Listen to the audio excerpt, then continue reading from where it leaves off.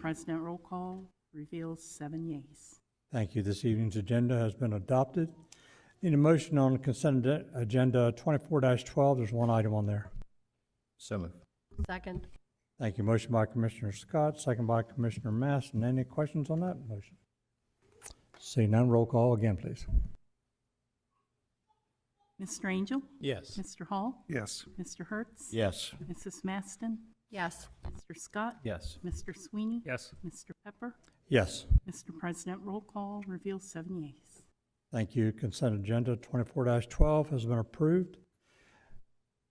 If you're here this evening to talk about something that's on the agenda that is not covered under a public hearing, and you would like to speak on that, now's the time for that. But if it is covered under a public hearing, this is not the time for that. So like I said, if you want to speak about a few items that are on the agenda that are not covered by a public hearing, please come forward.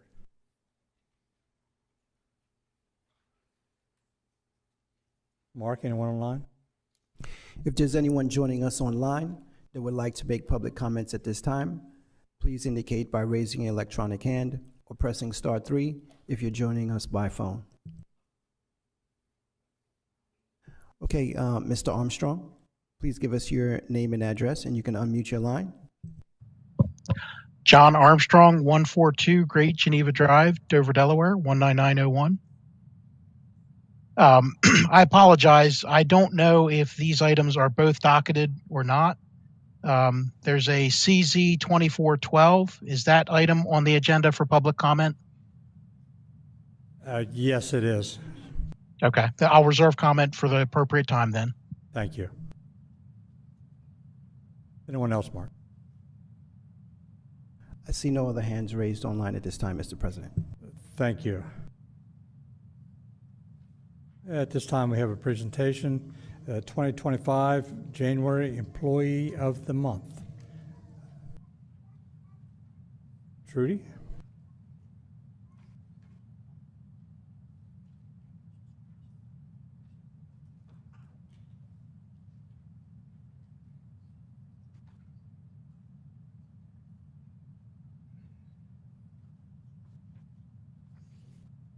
Lori, could you read that into official minutes, please?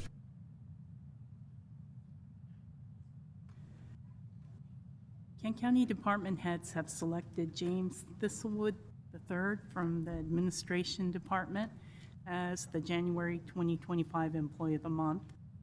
James is a custodian in the Facilities Management section of the Administration Department and started with Kent County in July 2023. He began his career with the county after retiring from Delaware Technical and Community College after 27 years of dedicated service as a member of the custodial staff. James is stationed at the administrative complex. His responsibilities from recycling, collection, and ensuring clean workspaces to handling sanitized terrazzo floor maintenance show a strong commitment to facility upkeep. Balancing these tasks with weekend duties at the Recreation Center highlights his flexibility and dedication.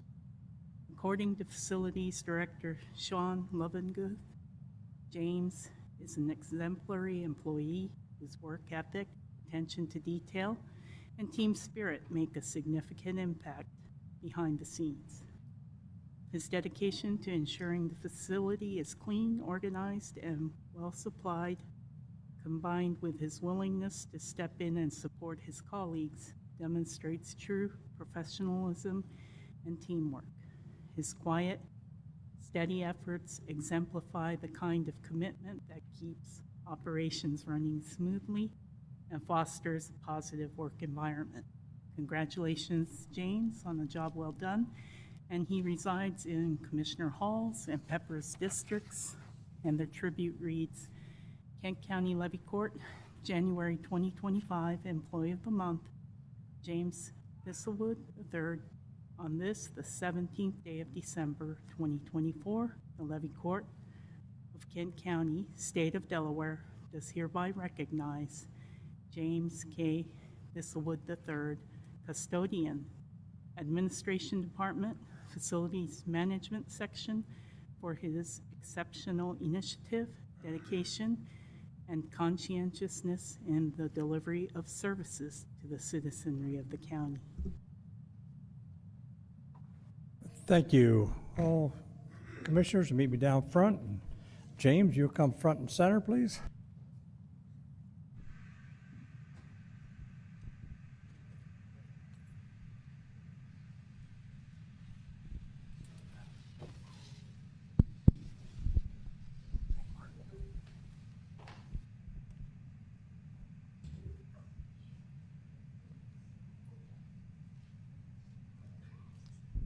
Hey, buddy.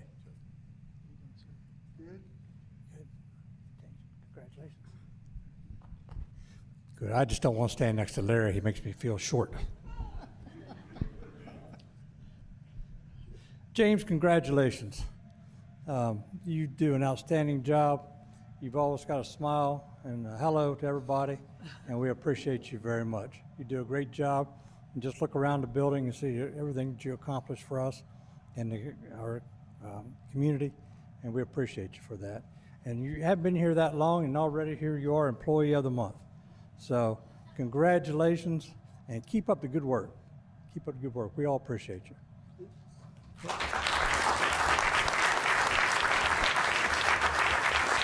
Look, when we come in this building every Tuesday night, James is working his butt off, and you can tell this is a 20-year-old building, and it still looks brand new in many places, but it's because of the dedication of people like James.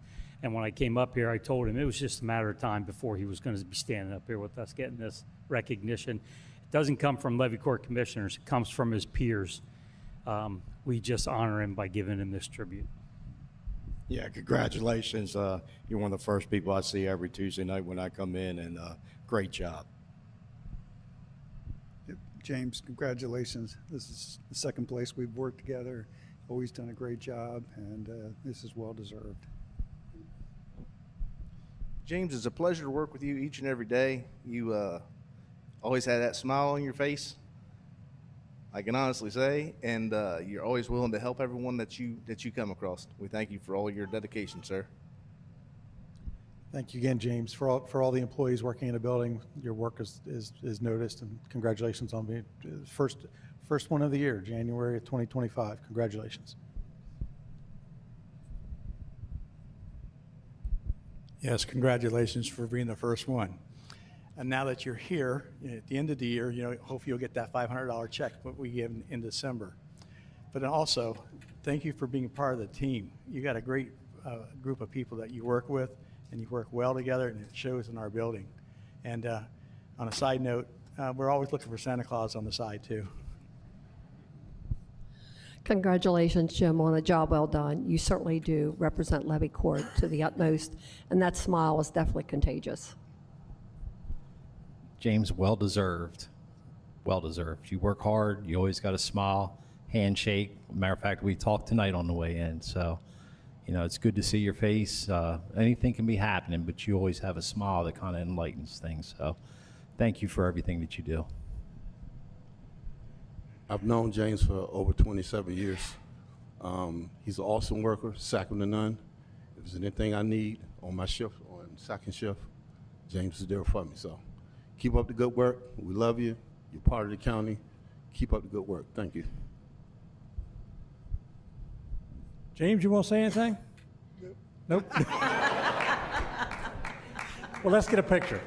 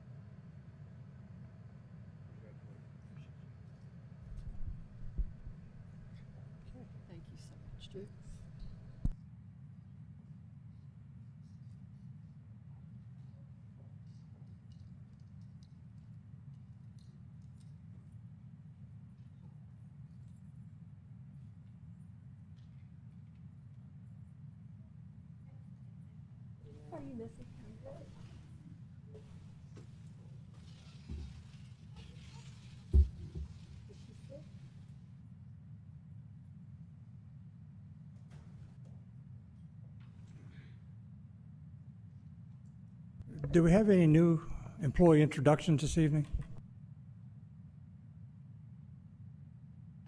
Great, I guess not.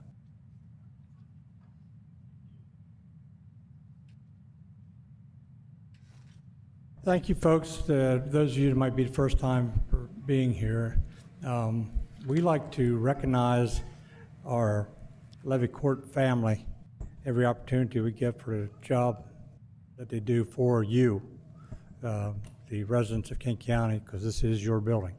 And we do like to recognize them, and we take every opportunity we can. So I'm glad you were here tonight to witness that. So thank you.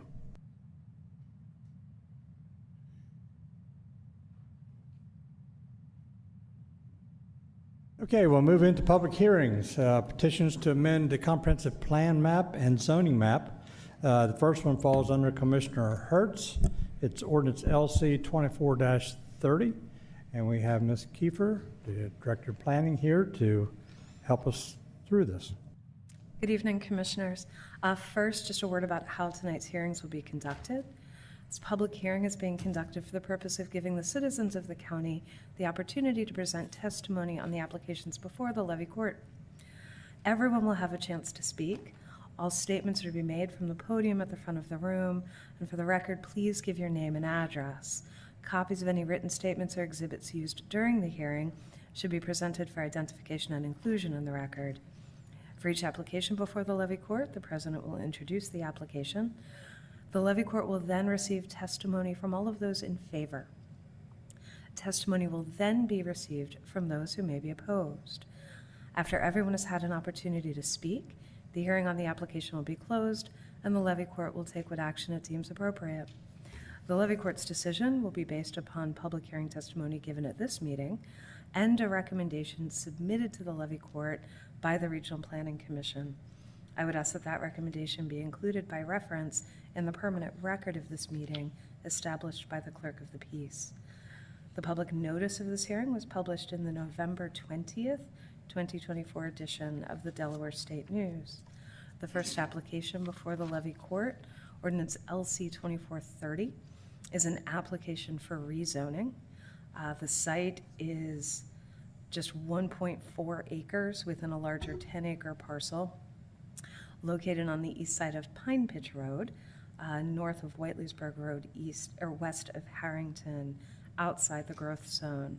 The site in question is currently zoned IG. The parcel itself is split zoned. The piece in question is zoned IG. The applicant is proposing to rezone it to AR. So the entire parcel will hold agricultural residential zoning. The Regional Planning Commission voted unanimously to recommend approval of the petition, citing that the classification is compatible with the surrounding area, and it is in compliance with the comprehensive plan goal of preserving the rural character of the county. So again, this comes with a recommendation for approval. I'm happy to answer any questions you might have. Any commissioners have any questions for Ms. Kiefer? Any commissioners? All right, thank you. Okay, this is a public hearing, so at this time we'll open the public hearing. And I'll ask anyone who may be here in favor of ordinance LC 24-30 to please come forward and offer testimony as to why Levy Court should pass this.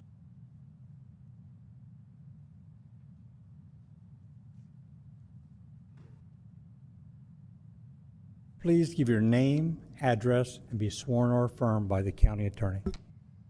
Dirk Gleistein, 29036 Arlington Road, Cape Charles, Virginia.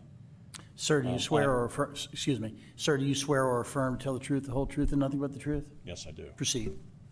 I'm the applicant. The area in question is where the barn is out front. And really for about the last 10 years or so, it's been in residential use, so it's kind of non-conforming. And that's why well, that's part of the reason why I want to change the zoning from IG to AR. What I plan on doing is raising that structure and then building a regular single-family home. In order to do that, I need the proper zoning of AR to put that there. Any questions? Any questions? Thank you, sir. Appreciate it.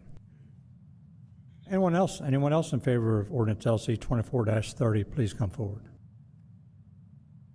Anyone opposed? Anyone opposed to ordinance LC 24-30, please come forward.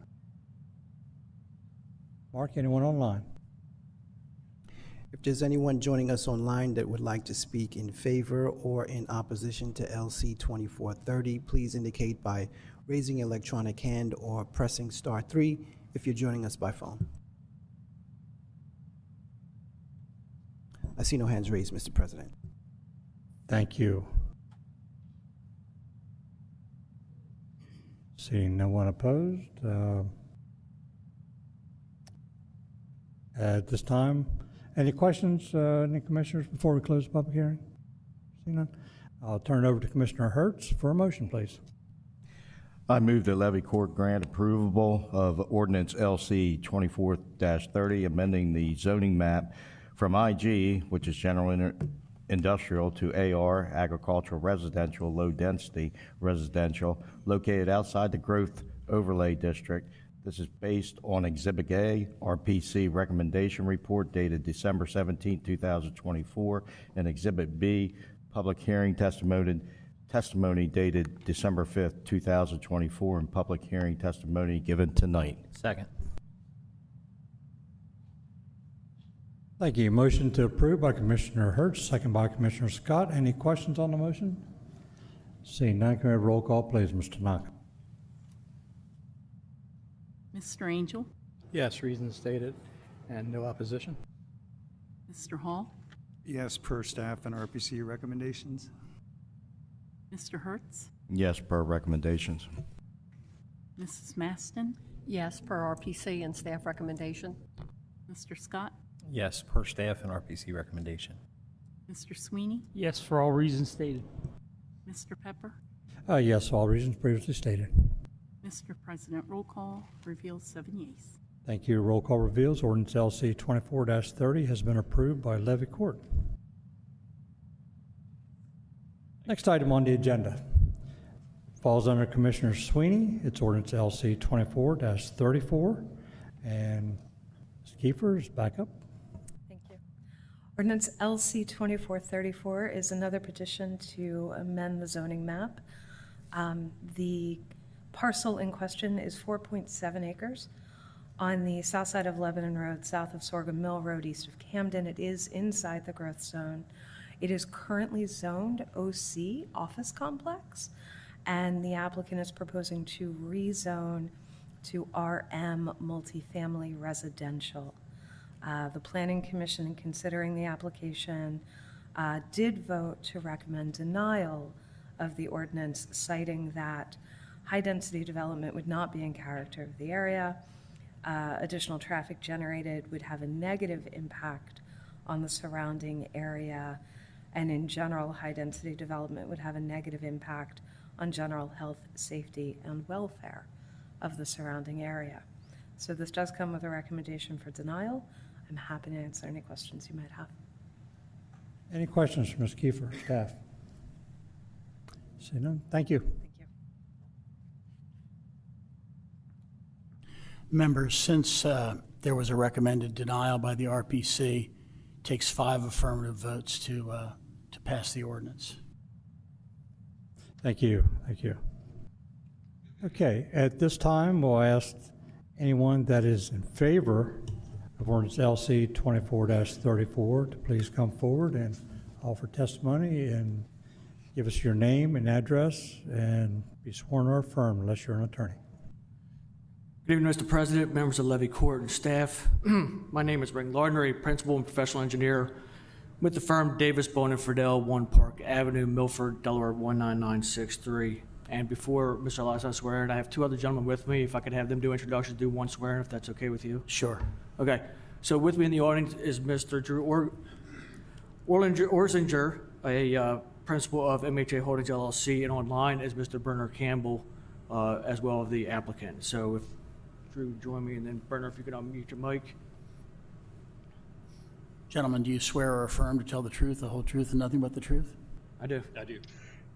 So help me God. Yes. Proceed.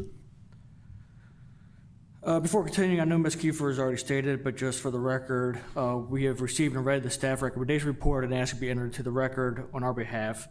And I'm going to try to report repetitive information, but given the recommendation from Regional Planning Commission, I'll have to kind of rehash a few things for the record. During the Regional Planning Commission, there were several residents of neighboring communities that were in opposition to the project. A lot of them are here tonight. I've recognized their faces from the first public hearing. On 4 general themes, one being site access and bus stop, one being open space, one being accurate housing needs, another being Section 8 housing and other concerns. Last evening, with the help of Commissioner Sweeney, and on very short notice, the applicant met with 4 of the residents from the 12 Oaks community, along with Representative Yerrick and Commissioner Sweeney, to help kind of address some of the concerns, and I'm hoping we've done that, and we'll find out when I'm done this testimony of how well we did that. As Ms. Kiefer mentioned, the project is located southwest of the intersection of East Lebanon Road and Sorghum Mill Road. To the west and south is the 12 Oaks subdivision. The immediate parcel to the west and the south is currently zoned RS1. As mentioned, our parcel is currently zoned OC, Office or Office Complex. And as noted in the staff report, it was previously zoned IG, General Industrial, and before that RS1. So you can see that zoning has changed from when it was first subdivided. Additionally, that parcel tonight is the parent parcel of the 12 Oaks subdivision and was shown on Plat Book 44, page 26. Tonight we're here to downzone the property from OC Office Complex to RM, multifamily residential, and to change the comprehensive plan from neighborhood commercial to high-density residential. As I mentioned, the application is a downzoning, which means the future development will be less intense than what's permitted today.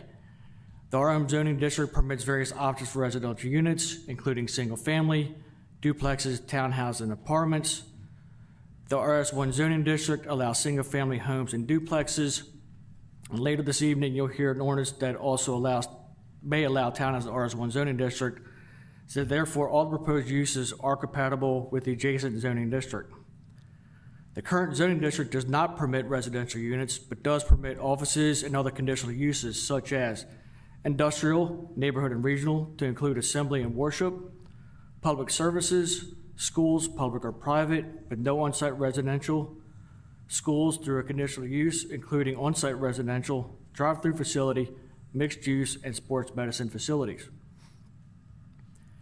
Trip generation for projects is determined for various categories provided by the Institute of Transportation Engineers, or ITE for short. And the current version of that manual is the 11th edition that is used by DelDOT and design teams when designing access and evaluating traffic from various applications. There is not a specific code to military housing. There is an ITE code for military bases, but this application does not qualify for military bases. It doesn't have enough employees to qualify to meet the data for that project, and thus that is not an appropriate code to use. We also evaluated potentially using a lodging land use code, be it hotel, motel type of suites. Again, those categories, this application does not meet those codes, so therefore those codes are inapplicable as well. So the appropriate code to use is what's considered duplexes, townhouses, and apartments under 3 stories, and they're considered under Land Use Code 220, multifamily residential low rise. And the applicant is considering a land plan for 47 townhouse units, and we did present a sketch plan to some residents last night, so they are aware of what the sketch plan had looked like. Per the ITE, the project would generate 377 average daily trips, with 37 in the AM peak and 41 in the PM peak. A site plan was previously approved for this parcel, and again, that was presented last night to a few of the residents, for a 48,000 square foot 3-story office building. That building would generate 613 average daily trips with an AM peak of 89 trips and a PM peak of 90 trips. A medical dental office would generate 1,955 average daily trips with an AM peak of 124 trips and 192 peak trips in the afternoon. So on average, an office building would generate about 60% more trips than residential uses, and peak trips would more than double from a residential use. While the parcel does have frontage on Great Geneva Drive, East Lebanon Road to Sorghum Mill Road, all traffic, I say again, all traffic will use Sorghum Mill Road.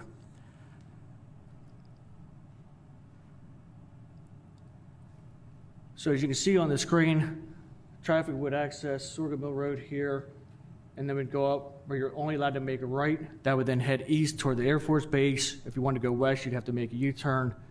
And then coming from the east, you would then make a left-hand turn. And from the west, you would come from direction in front of 12 Oaks Road. So the traffic impact of 12 Oaks is minimal by us using Sorghum Mill Road and not using the current access on East Lebanon, on Great Geneva Drive, and that drive and entrance will stay the same and only used for access to the pump station that currently sits right here on site. Additionally, the proposed residential use does not meet the warrants for a traffic impact study because the average daily trips are less than 500 and the peak trips are less than 50. Bottom line is the proposed rezoning will generate less trips than what's currently allowed by the current zoning district today. As far as land use compatibility, I'd like to introduce for the record a map kind of identifies all the different residential uses around the area. I'll present to Mr. Lyson.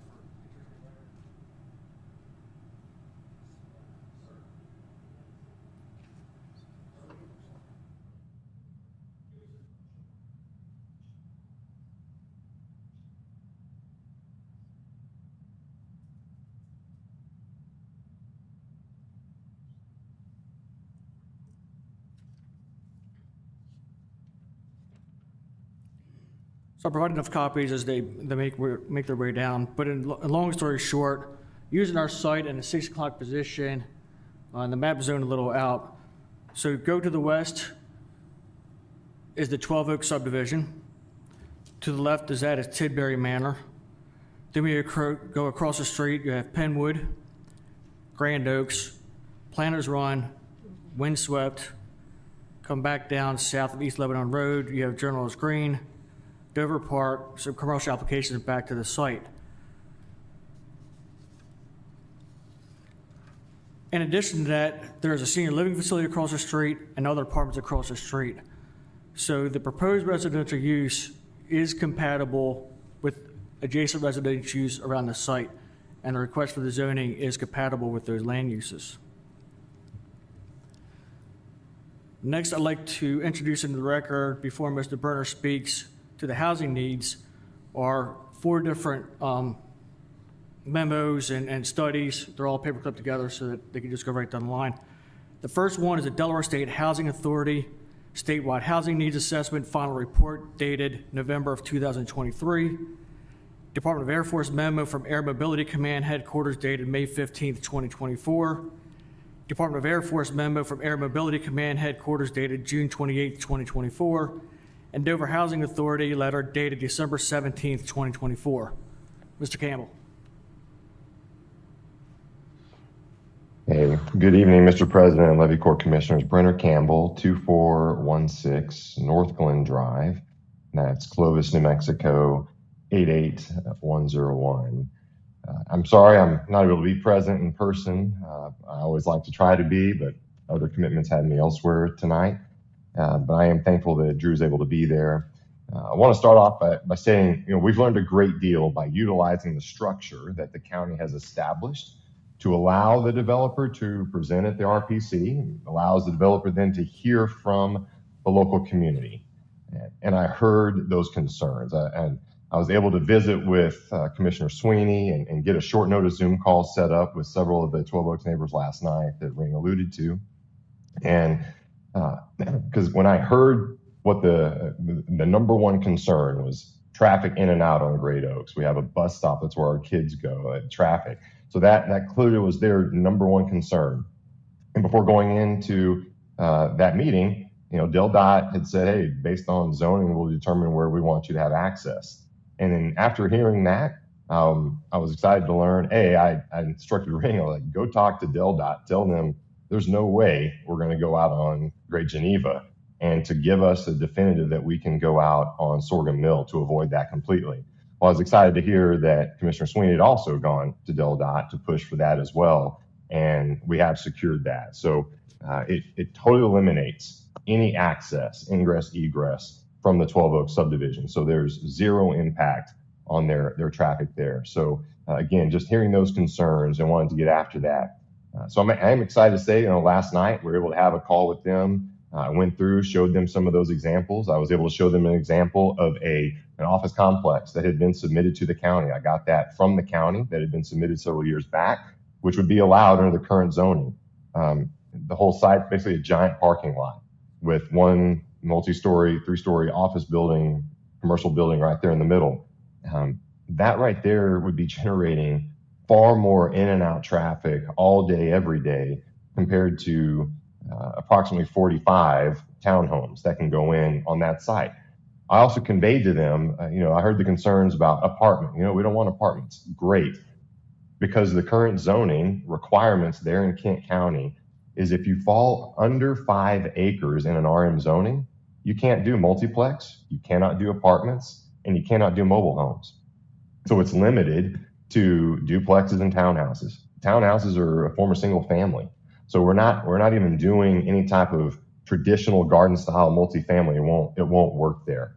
And the great advantage about it being that I showed them an example of product that we build.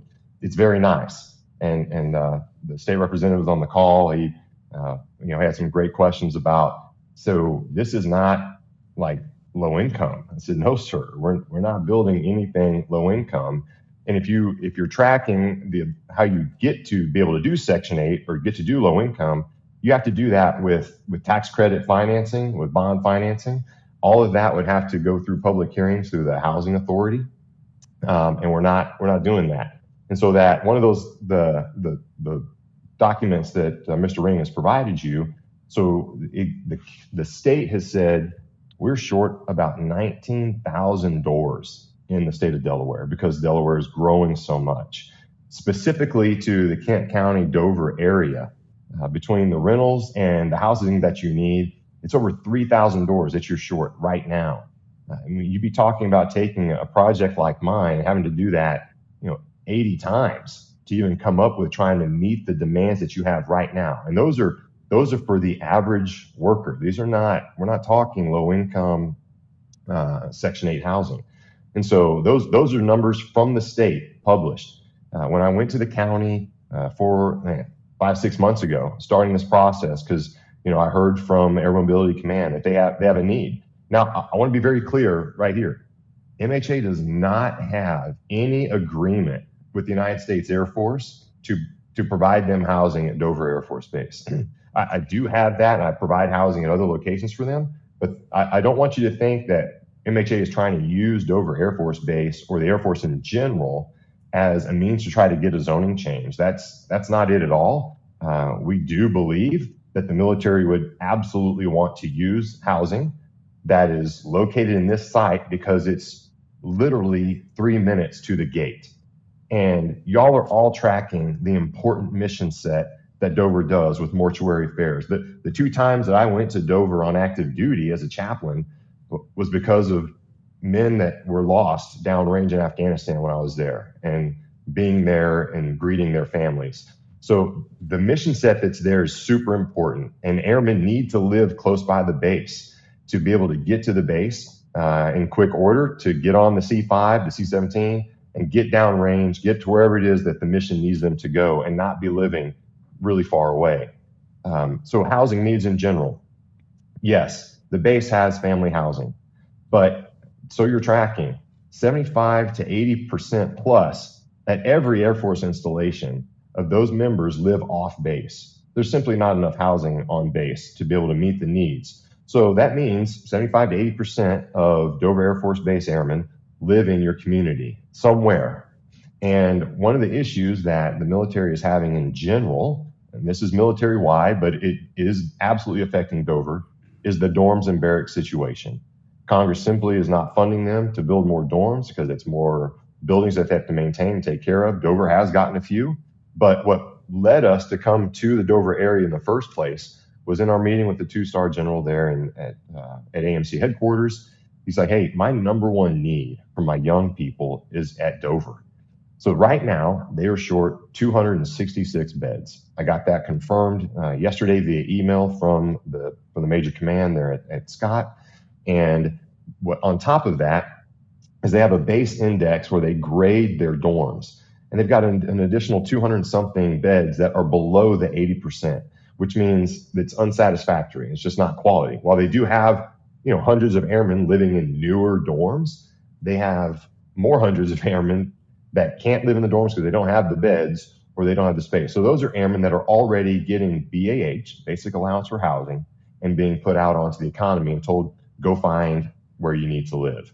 And that's tough in a housing market where there's already a shortage of 3,000 doors directly in Dover and Delaware.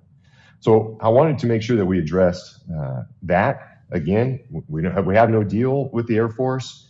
We just know that Kent County and Dover has a massive housing shortage. And you really need 60, 70 of these types of developments to get after to solve housing so that more people can enjoy living in that region and continue to work there and to be economically viable. And it needs to be quality housing, which is what absolutely that we provide. And I showed them videos of the projects that we have elsewhere.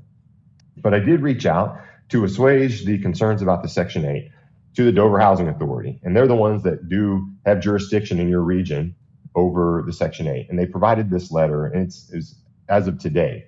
So I'll just read it quickly. It says, the Dover Housing Authority is pleased to express its support for the proposed rezoning of the 4.7 acres located on the south side of Lebanon Road, south of Sorghum Mill Road, east of Camden, with application number CZ2412, Military Housing Authority, near Dover Air Force Base, from OC neighborhood commercial to RM multifamily residential, high density residential. This rezoning directly addresses the need for more housing in our region and aligns with DHA's mission to promote stable, quality housing opportunities for our community. The demand for housing has far outpaced supply in the Dover area, leaving many struggling to secure affordable, high-quality housing. This is key. It says this development is not seeking subsidies for low-income housing, but instead aims to remove the pressure on housing competition, particularly for service members stationed at the base who face significant challenges in finding housing in Dover. By adding much-needed housing units, this project will reduce pressure on the local housing market, ensuring that both military personnel and civilians can access housing without straining resources intended for low and moderate income families. So there's that key, right? By us providing higher end quality housing, it enables the housing authority to use their resources elsewhere for that low and moderate income need. So they just go on to say that the Dover area currently lacks sufficient housing to meet the growing demands. This project addresses a critical gap in the housing market, providing a much needed relief for both the base and the broader community. So you can read the full, there's a little more there, but I'll leave that for you to read. Simply put, we believe that this development, and having met with some of the, I know it was short notice and not all the housing folks next door from 12 Oaks were able to attend last night, but I think we were able to assuage Rep. Euring's concerns about the site being a higher end property and absolutely being less traffic than the OC.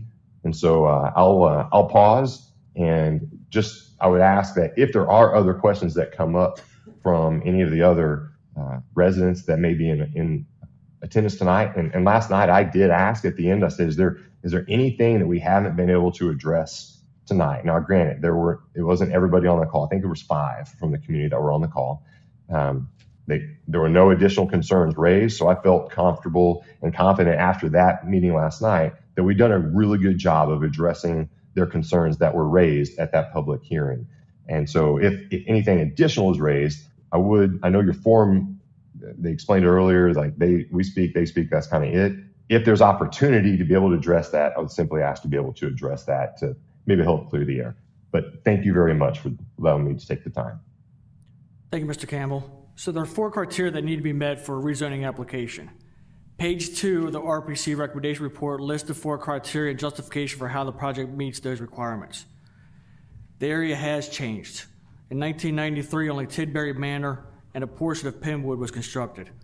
In 2005, most of the developments previously mentioned were complete. Shortly thereafter, the property was rezoned from general industrial to office complex. And shortly thereafter, the housing bust occurred from which the county, state, and nation has yet to recover from based on previously provided reports tonight. The reason why the office complex hasn't been built is there's a vacancy in office across the spectrum. Housing is the need, and this is the opportunity and the location to provide the housing. And while there was mention at the last meeting that there is other land within the county, there's not other land that's for sale that's available for this type of housing. This is the appropriate location for this type of housing. It is consistent with housing across the street and nearby and close to Dover Air Force Base. The proposed request conforms to the comprehensive plan and the designated South Dover Town Residential Development Area, where higher density residential uses are encouraged. There is existing infrastructure and is consistent with the character of the area.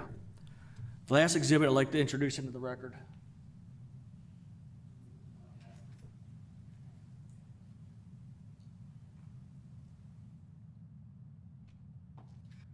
As mentioned, the parcel will access Sorghum Mill Road, which is a major collector per DelDOT's functional classification map, which then intersects with East Lebanon Road, which is a minor arterial roadway per DelDOT's functional classification map.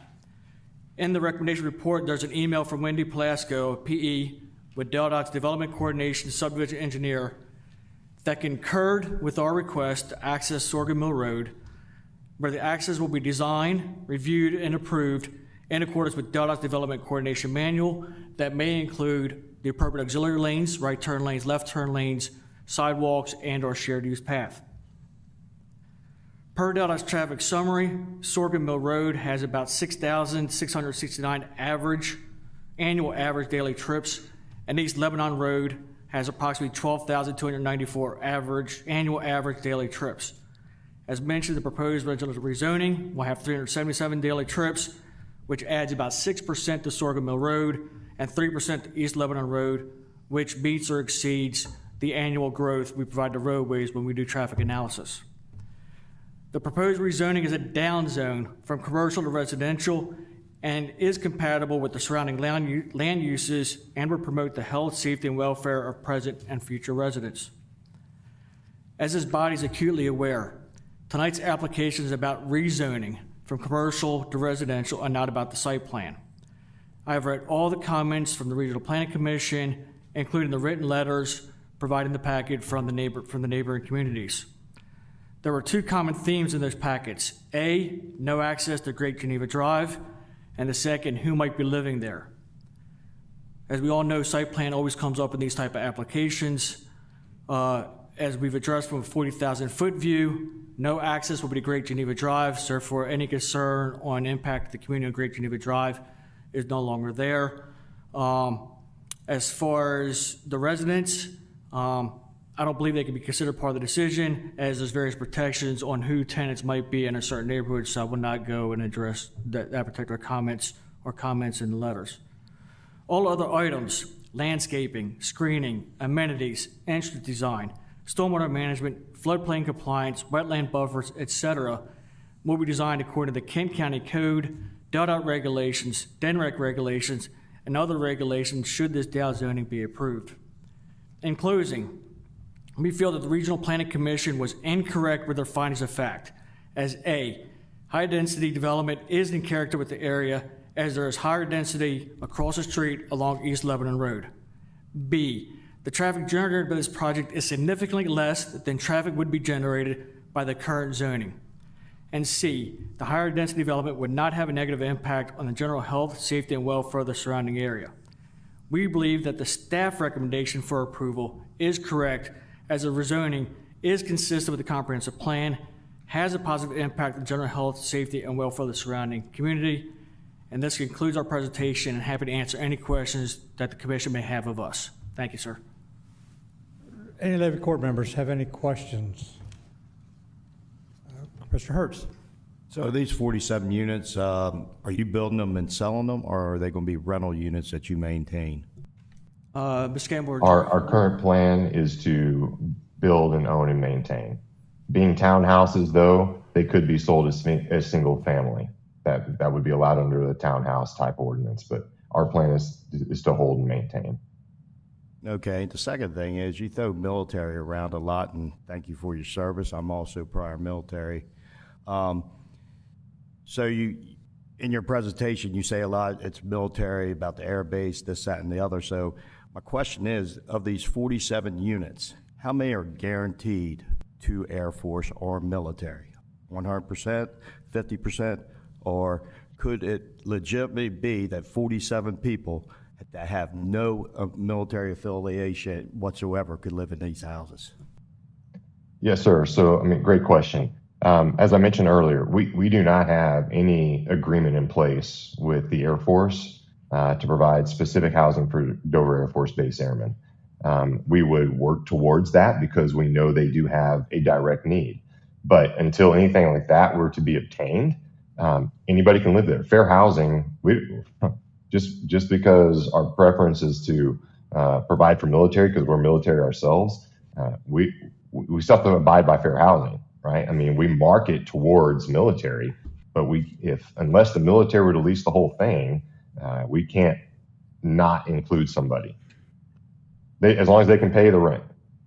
The answer is 47 non-military affiliated people can live there. Sure. Yeah. I mean, and well, clarification. I don't think we're going to be able to fit 47 on this site. I don't think it's large enough just based on the configuration, but we'll be above 40. But yeah, I mean, as of right now, there would be zone, if it goes to an RM zoning, then it's going to be townhouses or duplexes would be the max that could be built there. And as of today, anybody that can afford to pay the rent would be able to live there. But our marketing strategy is to truly try to provide for airmen. Because of this location being so close to the gate, that is who we would try to meet the needs for. All right, thank you. And now I have a question for Sarah.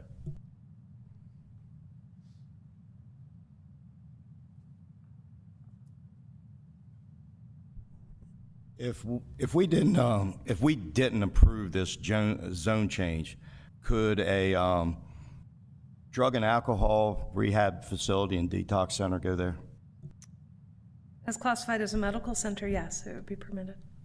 Okay, thank you. Mm-hmm. Commissioner Angel? Thank you, Mr. President. A couple things. My family moved here in '65 for Air Force. I lived on the base. I saw the changes from the base.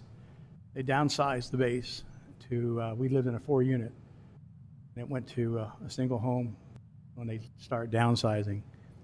So I keep hearing about military.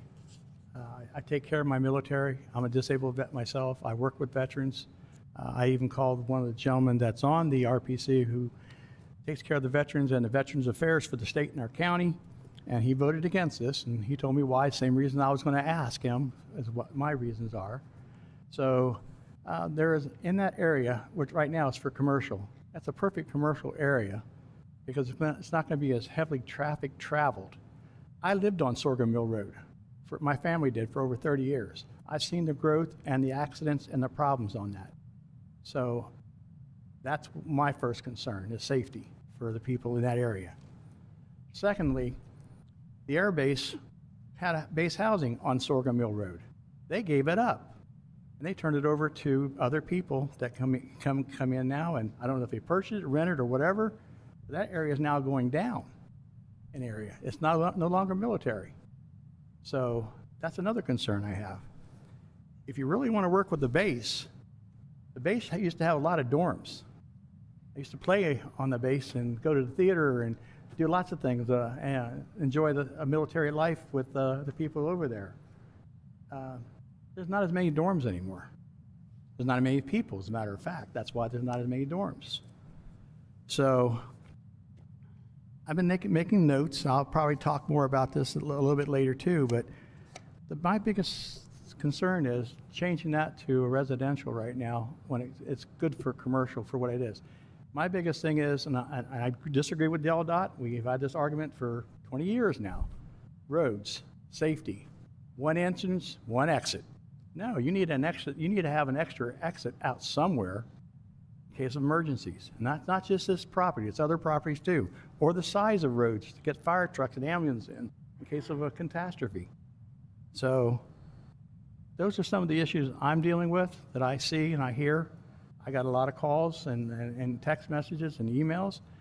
And I have to say, some of them people out there are very right in what they're voicing. Not that they're former military. It has nothing to do with this for me, for that. It has to do with the property, the zoning, downsizing it to a housing. When I see what the base has done for housing that they could have kept and did away with. So that's my issue. Now, I'll reserve the rest of my comments for later. Yes, sir. Any other, Commissioner Scott? Yes, thank you. So I have a couple questions. As you can see, I've been writing down notes for about 3 days now. Yes, sir. And I try not to talk fast tonight either, so. No, you're fine. A lot of them you did answer. So a couple questions that I just wanted to clarify.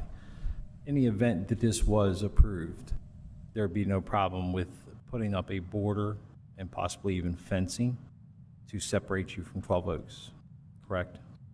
We'll be able to put up a fence. We'll have to work that access because the access off Great Geneva Drive is the county's access to the lift station. So we have to be careful where we put that gate.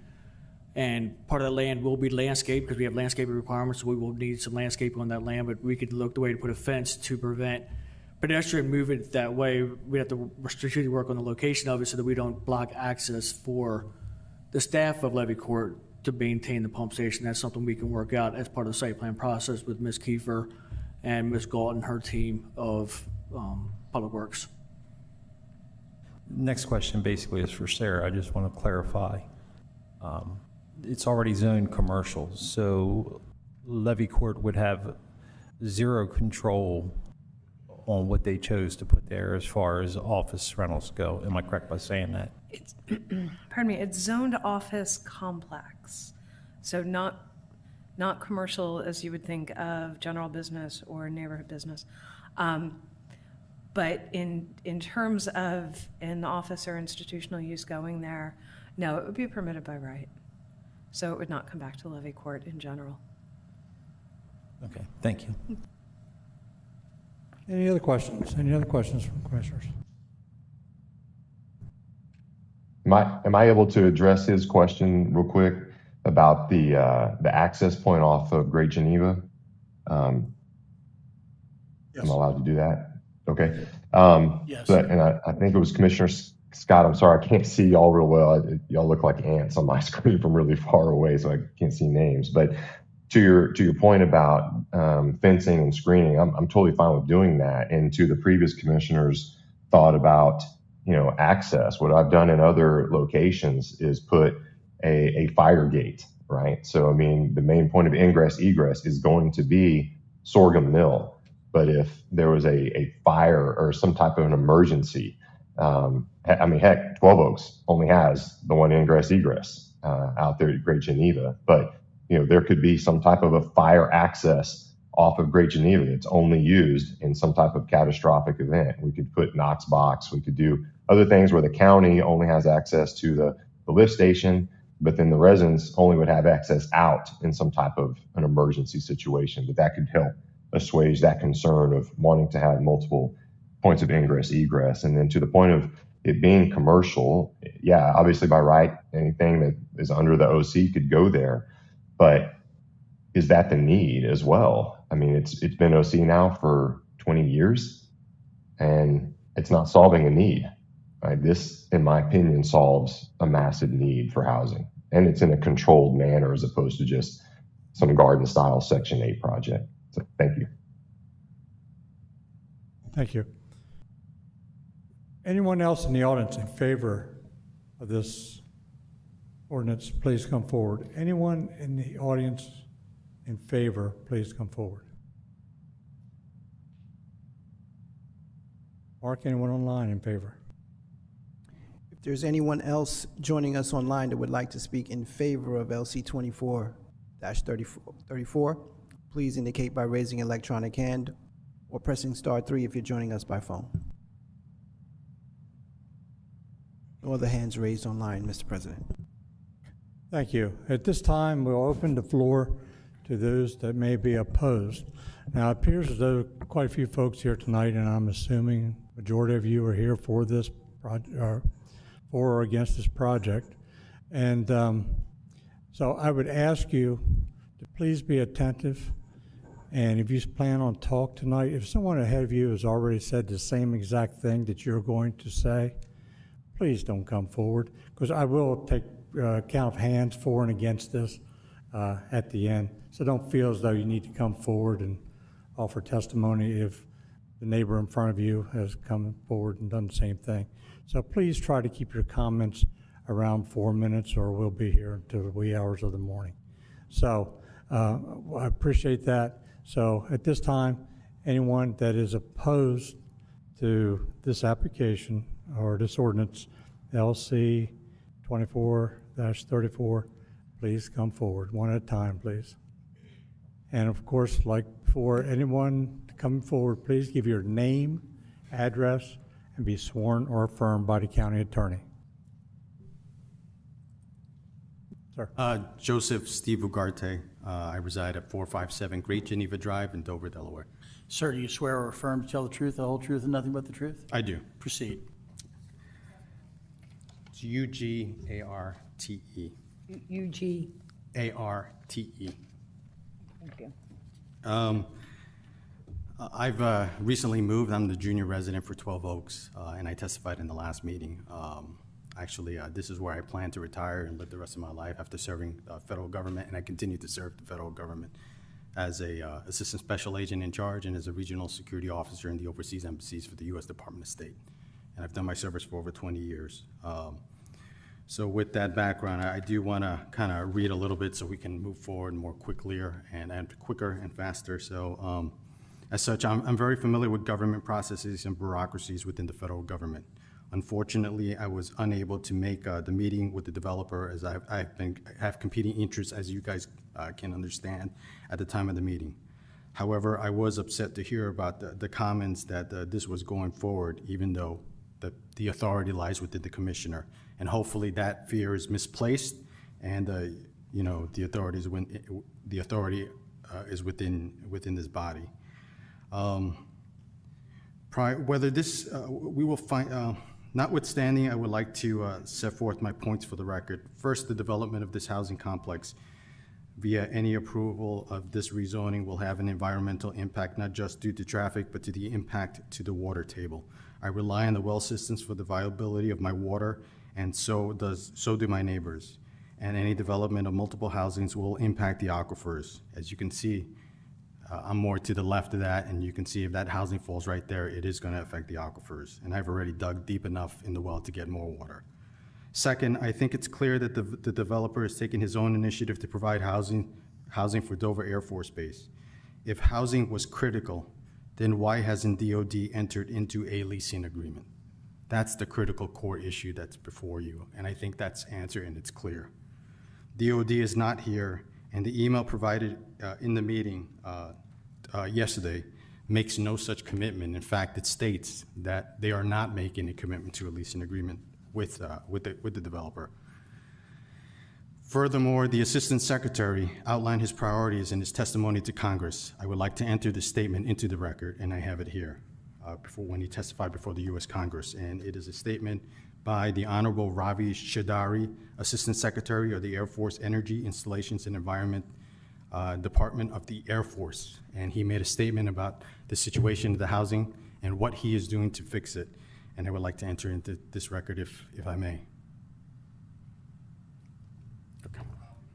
Hand it to the clerk, sir. Thank you.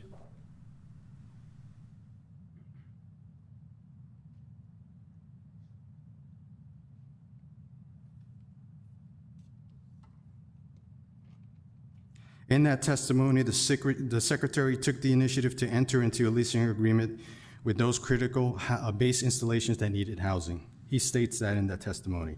He has made it a priority, but this isn't the case with this base. As the email by, I think it's Chief Master Sergeant Phillips states, there is no commitment. The focus in that memo testimony, the testimony I just handed, were addressing the failure of DOD to maintain housing and to hold private managers responsible. A reflection of this was in a recent case, I think in 2023, where the U.S. Attorney's Office in Wilmington prosecuted Hunt for failure to maintain housing for Dover Air Force Base. The memorandum by the Secretary of Defense, which is another document, also makes clear that the focus is in overseas installation and also focus on isolated and remote bases in the U.S. And that's a separate separate memorandum, which is dated September 13, 2024, by the Secretary of Defense to senior Pentagon leadership. And in that, they say to many of the armed forces to focus on those installations that are remote and isolated. Collins Air Force Base in New Mexico is one of those. That's why the developer got a leasing agreement. Dover Air Force Base was not. There's mention of this GAO report, and I know what a government accountability report is because unfortunately I'm senior enough where I need to address those issues and remedy the situations. So we sit here with Dover Air Force Base having accountability issues where they need to actually improve their barracks situation. It's not about the need for more housing. The GAO report focused on them doing their job. And as much as the Department of State, which I work for, is being held to that standard, DOD should be held to that standard as well. Please wrap up, sir. Okay, sir.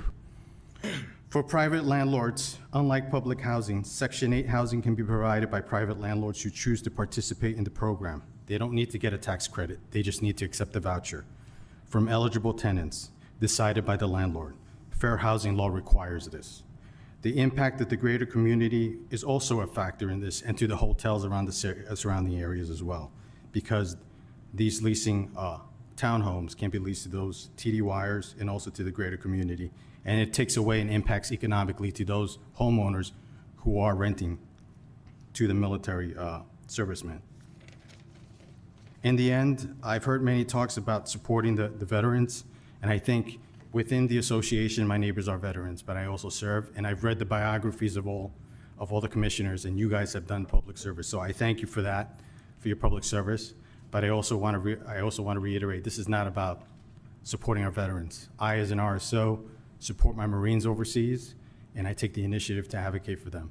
This is about a veteran-preferred company that wants to make profit in renting this out, and as you heard through the testimony, it's not about service airmen only. So, thank you for that. Commissioner Sweeney has a question. So thanks, Mr. Ugarte, for coming out and for bringing up what was said during the Zoom call last night. That comment was made, and I think it was made earlier at another meeting with the residents, that this was a done deal. And I sent out an email after that meeting last night saying this is not a done deal.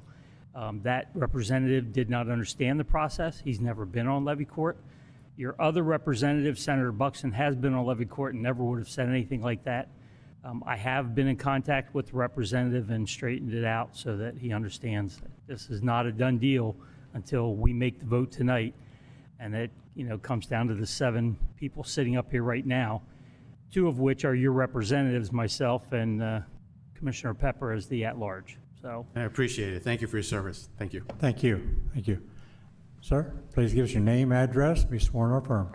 Yes, sir. Philip Albin, 229 Great Geneva Drive. Sir, can we have your name again, please? Philip Albin. Okay. Sir, do you swear or affirm, tell the truth, the whole truth, and nothing but the truth? Yes, sir. Proceed. So I come here, I heard a lot of things about the proposal with Mr. Campbell, and one of the concerns that I have was the heavy emphasis on the military, and I'm not going to get into all of this stuff, but what the primary thing that I noticed was you're talking about how this is going to be close to Air Force Base. It's 3 minutes away from the gate, right, from the gate to the base. The primary thing about that gate, and we're referencing the north gate, that north gate has not been a fully functioning gate since 2017. The reason why? They don't have enough manning to maintain the base. They also don't have enough manning to maintain the 31 aircraft that have been stationed there. I served 20 years for the Air Force. supported and defended the Constitution of the United States. And part of my duties in aircraft maintenance was also maintaining that all the airmen, civilians, and reservists that were under me had adequate living accommodations. This also required me to physically go to these dorms, base housing, to inspect for myself, to verify that they have adequate living conditions. All of the airmen that were underneath my supervision, all of them could not wait to leave the base. They wanted to be out on the economy their cell. They didn't want any part of the base housing. They're talking about there's a 3,000, they're talking about how there's 75 to 80% of the base personnel are living off base. My question, Mr. Campbell, is, do you know how many people are actually stationed there? Sir, you keep it need to your to comments, direct your comments to the chair. Well, he asked if we could ask the question, right? So my question is, does Mr. Campbell know how many people are assigned at Dover Air Force Base? Continue with your testimony. And then we'll... Okay. So the other part is, we're basing it off of the fact that we're going to create homes for the airmen. The bottom line is, as the Manning document, and this is up to about 2 years ago, and I haven't seen any changes since then, is Dover Air Force Base doesn't have the manning or the personnel to do their mission as it stands. So this idea that we need this insane amount of homes to advocate for the airmen, to me, I think is a money grab. That's my personal opinion. I'm not going to comment on the access points for Great Geneva because I'm sure a lot of my other neighbors want to put their comments to that. But I find it disturbing that we're going to hinge this. And then also, my final point is he got a letter from the headquarters, the commander of the AMC headquarters. Where is the letter from the commander of the base, who's in charge of the actual housing community on Dover Air Force Base? Why weren't those people talking? If we're going to make this about the airmen, how come there's nothing in here from the base commander? That's my question, and that's all I have. Commissioner Hertz. If you look back to the beginning of this meeting, the questions I specifically asked Mr. Campbell, and I think Mr. Campbell has clouded this whole thing, throwing military and airmen out, and that's why I asked my question. So let's make this very simple, and that's what I tried to do. Tonight, we are talking about rezoning this for residential housing. He's selling it to military, but as he answered the question directly, 47 non-military affiliate people could live in these houses. So we need to drop the military stuff. This is about changing this for 47 houses that anybody can live in. They do not have to be military. And I thought when I first heard this, that he was selling it wrong, trying to put the military in there. I understand why he did it, but let's make it clear. 47 non-military people can live in these houses. And the Kent County greater area, we do need housing. And this very panel here, we've discussed how to create more housing in Kent County to fill that 3,000 house need. So these houses aren't necessarily for military. They're for housing to provide to normal Kent County citizens. So let's make that clear. I appreciate that. My only add to that is, if that's the case, why is it so heavily emphasized about this military piece? Why are we so heavily worried about the dorms and the condition of the dorms and all the stuff on base if it's only about the 47 units that are off? Why is the base even part of the conversation? Because it's a good selling point, and that's why I asked the questions I asked. It's a good selling point. If I was building this near a military base and I was military, I might be selling it. But just be clear, we're looking for residential houses, and they don't have to be for military, and that's why I asked the questions I asked in the beginning. So the people that are focusing on this for being for military and giving us facts about the air base, it's inconsequential. This could be 47 people living in downtown Dover that have nothing to do with that base. So let's be clear about that. Well, that's part of the disturbing part. That's what the whole premise of what I brought this up for, is because I'm concerned that was the selling point in a box with a nice little bow on top that was brought to us about military. And now we get into now we're in here, and now it's not about military now. So if yesterday it was about military and now it's not, what's going to happen when these things go up? Well, it's never been about military for me because I saw through it. It could be Yeah, 47 but regular men. he's painting a different picture. He's trying to sell it so he can get approved. But I'm looking at it from a clear standpoint that we need housing in Kent County, and this is for housing. It's not for military. I took the military out of it. Thank you. Commissioner Scott? Yeah, also to tie in with Commissioner Hertz, Levy Court's position is not to vet who someone rents to or who they sell to or anything else. The only reason we're here tonight is to determine the zoning needs, whether it needs to stay commercial or whether it's residential. So I have to agree with Commissioner Hertz on that. And again, please remember that it's like anything else. If they check all the boxes off, it's kind of hard for us to deny that factor. But we're not here to vet who he may rent to or who he may sell to. Hopefully he will have enough respect for the people at 12 Oaks to realize that it's a nice development, and he would need to try to match up and keep something as similarly nice as it is. Thank you. We'll go over to this side now. Please give us your name, address, and be sworn or affirmed. Who's testifying? Who's testifying? No, me. Okay, name and address, please. Yep, Sarah Neely Collins, 526 Great Geneva Drive, Dover, Delaware. Do you swear or affirm, tell the truth, the whole truth, and nothing but the truth? I do. Thank you. And you have something for us?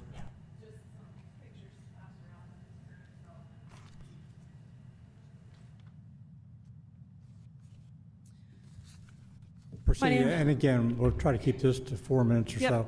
Absolutely. And we have a timer up here, so That's if I fine. hold my hand up, you're getting close to the end. No, this will be short. So my husband and I moved here from Pittsburgh 4 years ago to help serve those who are underserved in the healthcare industry in Dover and our growing and aging population. I'm a nurse practitioner. I work with oncology patients and their families, and my husband works in the CT and vascular surgery realm. We moved our children here for lower density living, away from higher density living such as we were accustomed to in Pittsburgh. Many of our residents are veterans, and many of our residents and the residents of Grand Oaks also moved here for lower density living. This isn't just the 12 Oaks community here speaking with you today. There are people from Grand Oaks that are equally as concerned. I appreciate that he's brought up what he calls a door shortage. Of that 3,000, 2,300 is a shortage on buying. So why aren't we building things to sell? The rental actually is least of the concerns out of the numbers. So if you're really saying you're out for the needs of the community, then it sounds like we need to be building homes to buy. That would be a much less dense area. That would be a much less dense development. He is, according to the meeting last night, where he became more clear that this wasn't military, planning to rent these for $2,500 to $3,000 per month. What does he plan to do when those don't fill? The BAH for 2025 will go up to $1,700 per airman. That includes utilities, so you're gonna need to put 2 to 3 men per household. And obviously, you're gonna have to have more than one income to afford these rents anyway. So I would argue that, this isn't really about accessible housing for anyone. I've investigated the project, which I know you're just talking about zoning, but I'd like you to take a look at the pictures of his other, quote, military project. That is in no way in keeping with the character of our community. And he said in his testimony at the first meeting that it would be brick, solar panel, easily maintained, sustainable materials. It is a sad, sad apartment complex. I'm glad that General Green was also brought up by his planner, as that is one of the areas that we're concerned about. And I would disagree that that is a comp for our neighborhood, because General Green is yet again another, quote, military installation that ended up to be one of the highest crime or a higher crime area and a poorly maintained area of our county. Not something we want to see happen within our own communities. Not something I want the people that live there to deal with.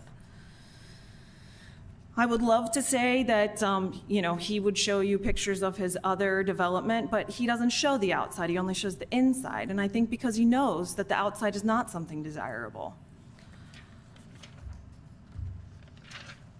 I would ask that we discuss traffic, which has been discussed, but that's one of the top concerns for all here. And that's not something that we realize we'll be as impacted with now that he's committed to not come through our neighborhood. However, it is an area that is simply too busy and too dense for what it is already. Commercial, residential, whatever it may be. Sorghum Mill and 10 are dangerous. People drive extremely fast. This is going to increase traffic far more than 337 trips per day with visitors, deliveries, all the like. So I would just ask that we consider that regardless of what moves forward here, because all of us, 12 Oaks, Grand Oaks, all of us, Harmony, are in jeopardy with the continued traffic issues. Thank you. Any questions? Any questions for Ms. Neely Collins? The pictures you're showing of apartment complex, I think Ms. Kiefer clearly stated that this zoning does not allow apartment complexes. That's why he's going for duplexes. Correct. And townhouses, which would be more fitting to your neighborhood. And my other question to you, if we didn't approve this and he erected an office building tomorrow, which he doesn't need our approval to do, how you feel about all the traffic that office building to produce? That would be during the day hours when my children are at school and I am safely at work, more so, if you're talking about things like a medical office. So I feel like that would be a safer option for all of us involved, as opposed to late nights, deliveries and off hours, lots of visitors, things like that. Again, it's just too dense, regardless of if it's going commercial or residential. We have serious infrastructure problems with the roads in the area, as evidenced by the accidents that happen outside of our development on the regular. Thank you, ma'am. Thanks. Thank you for bringing family out tonight.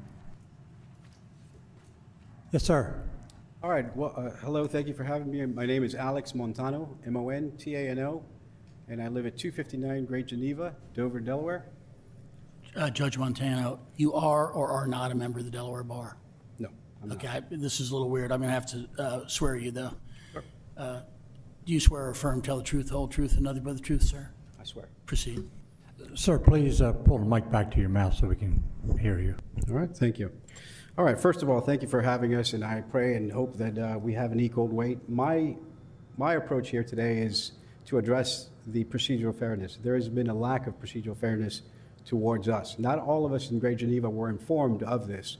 Only 2 or 3 residents got notices, and they informed us. We mobilized last minute. Our kids have Christmas parties, et cetera, et cetera. We made accommodations. You may or may not know I work shift work. There's a 24-hour court that we have to participate in, so I have to squeeze in time to appear. When we met with one of our representatives, we were told you'd be lucky to prevail on fighting the connection to the Great Geneva, because building these units are pretty much set. That was the approach, that was what was told to us. And not you, Commissioner Sweeney, someone else. Okay, so we were deflated. And so had we known that we had a fair voice, we would have done a whole lot more homework. I probably would have spent money on a study, just like these gentlemen did. They had plenty of time to have a polished presentation for you guys, so you guys can have a sell, basically. What disturbs me the most is that they use the military, and I don't mean to beat a dead horse, Commissioner Hertz, I do apologize, but I think, and I firmly believe that these gentlemen owe us an apology, us as in Kent County, because they sell the Air Force like the big Goliath. You don't stand a chance, you have to do this, you have to do this, you have to do this. And so what I am seeing is the smoke and mirrors. We don't need military housing, as you all have all said it, and as keenly as Commissioner Hertz identified it. But the idea here is the impression that we don't stand a chance is what has caused the lack of procedural fairness. We came at this doomed, thinking that all we had to do was represent the road. But honestly, in all honesty, we have to think about these other neighborhoods going into Magnolia, Quail Landing, Riverside, Pickering Point, St. John's Landing, Point Landing, The Orchards, Pleasant Hill, and Jonathan's Landing. All those people use Sorghum Mill Road. They get off of Route 1 and they go straight into there. I don't know where they got this study from. I would like to see substantive proof that this is in fact a correct study. The other problem is they're saying, oh, a business will yield more. It depends on the business. So we can't speak with certainty. There is no proof that their housing unit is going to provide less traffic. My neighbor just recently spoke, our concern is also overnights. You know, how do we know they're going to stay within that fenced area? How do we know that they're not going to break down those fences? There's subsidized housing on rural farms in Dover, and they've busted those fences down just out of convenience, just to get to the other place. So, you know, we talk about temporary solutions. The other thing, too, is, granted, there's no intent of making it Section 8 housing, but as you all have keenly identified, nothing's keeping them. We can't restrict it. So I pray and hope that we are wise in saying it's not only dangerous for the amount of families going into Magnolia and Camden, but it's also hindering us as far as peace of mind. I used to live at Royal Grant, and I didn't have a problem with my neighbors. I'm not the snobby kind. I don't like people knowing what I do for a living, okay? I like to be approachable. But the problem is, once Section 8 was allowed to be, people were allowed to rent vouchers there, I realized I was arresting people that were my neighbors. It started getting more and more dangerous. I started getting looks. And here's the other problem too, is my son. My son started getting threats. We had to move. And now here we are again with a potential Section 8 right across the street. I work midnight shifts sometimes. We maintain a 24-hour court, right? So I ask you guys to please don't allow these gentlemen to make a mockery out of Kent County, because they're temporarily here. You've passed the 4 minutes. All right, thank you. So kindly wrap up. Okay, all right. So in closing, I just want to talk about the, I'm so sorry, I tried to cut out everything we talked about.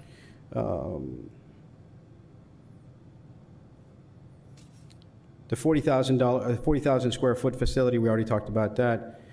And we have 550 new homes on, right off of Sorghum Mill Road. I'm asking, have those homes, have those people been invited? Are they aware of this? I try to notify as many people as possible last minute, but I just beg that this is a safety concern. That intersection has already been restructured. We're repeating history again. So I just asked for reconsideration. I'm not against Section 8 housing. I grew up in Section 8. If it weren't for them, I wouldn't have climbed out of poverty. I wouldn't have joined the military and have made a name for myself. I'm not against it. I'm just praying that it's not here. Thank you. Thank you, sir. Anyone else? Anyone else opposed that has something different to offer?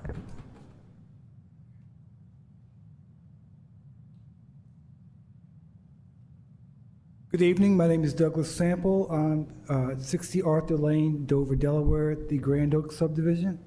Mr. Sample, do you swear or affirm to tell the truth, the whole truth, and nothing but the truth? I do. Proceed. Thank you. I'll keep my comments short. I'm retired military, 20 years. I now work for the Department of Defense at the Pentagon, and I live over in, like I said, the Grand Oak subdivision. And the one thing I heard repeatedly tonight was that this development would be compatible and consistent with the surrounding area. And I'm looking over at 12 Oaks, and I'm seeing single-family homes upwards in the range of $500,000 cost-wise. I live over in Grand Oaks, again, single-family homes. So how does subsidized housing fit into the compatibility of our area? It just doesn't. It just doesn't. Thank you. Thank you, sir.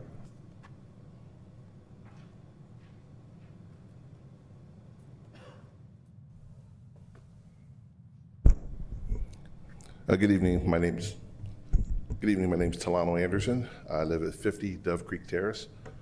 Sir, excuse me. Do you Yes. swear or affirm to tell the truth, the whole truth, and nothing but the truth? I do. Go ahead.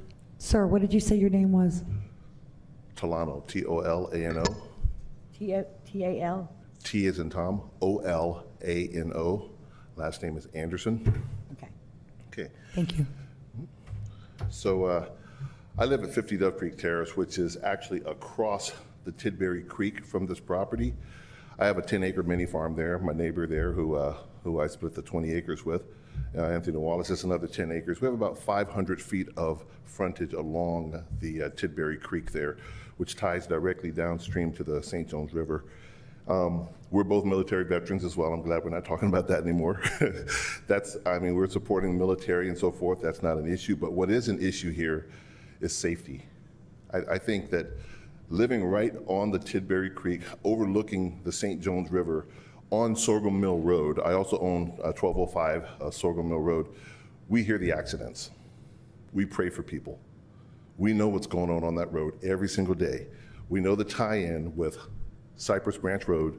We see the buses, we see the jams, we see the traffic backed up. If this is going to add anything to Sorghum Mill Road, it's not going to work. If it doesn't require a traffic impact study, well, that's okay, it just gets under the curtain. But what I will tell you is that the planning staff here is really smart. Their recommendations like it is for a reason. They know exactly what they're talking about. They've made these considerations, whether DelDOT wants to make it an issue for traffic impact or whatnot. The traffic is an issue, safety is an issue. We're concerned with noise pollution, lighting, all sorts of other issues. But not only that, we think that there's an issue with the sewer, potential overloading of the sewer system, stormwater. We're already getting some pollution in the river, in the creek, and in the river. And you're going to add something more to it without the infrastructure there for the roads, and I believe the sewer system as well. It's just going to be a challenge. It's just not a good idea. I applaud the businessmen who are looking at this project, but it's just a bad idea. One more comment. There's going to be an African American historic museum located not even 100 yards from where this place is going to be, where that entrance is going to come out.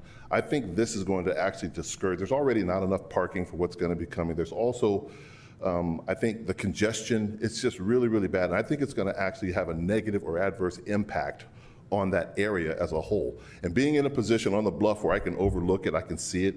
I mean, right on Cypress Branch Road, I have 2 other properties there. It's all the time. They may be able to check the block, but what I'm going to say to you right now is the most important thing. You have the vote. And this is just not a good fit for all the reasons that you heard from these people and all those that want to say the same thing that are not going to come up here now because they don't want to be redundant. You have the vote whether or not they check the block. The planning staff made a good decision. They made a good recommendation. I don't know what the RPC was thinking, but I thank you for your time. Good night. Thank you, sir.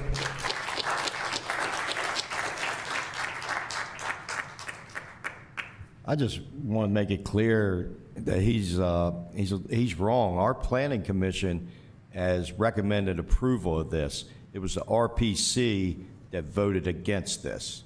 So let's be clear. Our planning commission is saying, our planning department is saying that would they check all the boxes and they recommend approval. It's the RPC that went against. Thank you for the correction. I was a little nervous here, but yeah, that's what I meant. Okay. Thank you, Mr. Anderson. Yeah.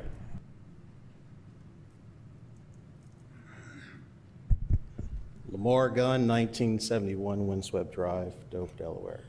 Mr. Gunn, do you swear or affirm to tell the truth, the whole truth, and nothing but the truth, sir? Yes, sir. Proceed. I'm a little sleep deprived, still recovering from my Steelers loss, but and a sick baby at home, 7 months. But I just learned about this yesterday, right? And I live in Windswept, not far from 12 Oaks, which I really love that community, by the way. I'm most concerned about that small white house right there in the corner. I don't think many of you know what that is. That's the birthplace of John Hunt. So let's talk about John Hunt for a second and why this doesn't make sense, because I don't even believe the developer probably even knows who John Hunt is. But he's a guy who changed this country, who was born in that house right there. So with that, and so I didn't get off track, I wrote a few notes. And I'm here tonight to urge the commissioners to preserve what remains of the Hunt Nature Area.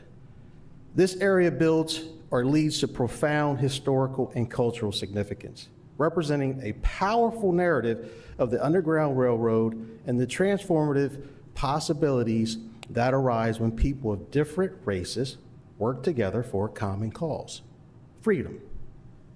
Additionally, High-density zoning changes near this site threaten the surrounding watershed and could lead to potential Clean Water Act challenges.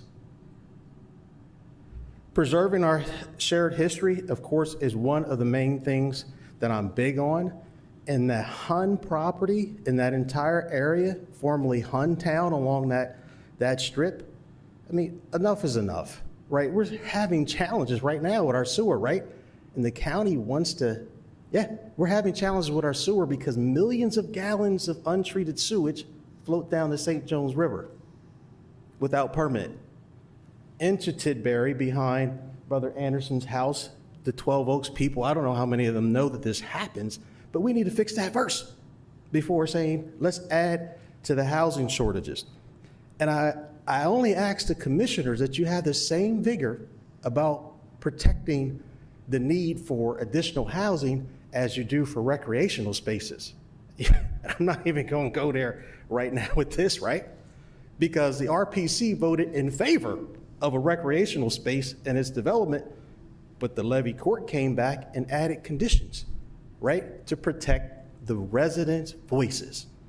So it would be a shame tonight to not listen to these people who have come out in similar fashion as the Verona Woods people not too long ago, voicing their concerns. So to ignore them tonight and create an environmental possibility or situation, I don't think is very wise and probably a breach of the commissioner's fiduciary duty.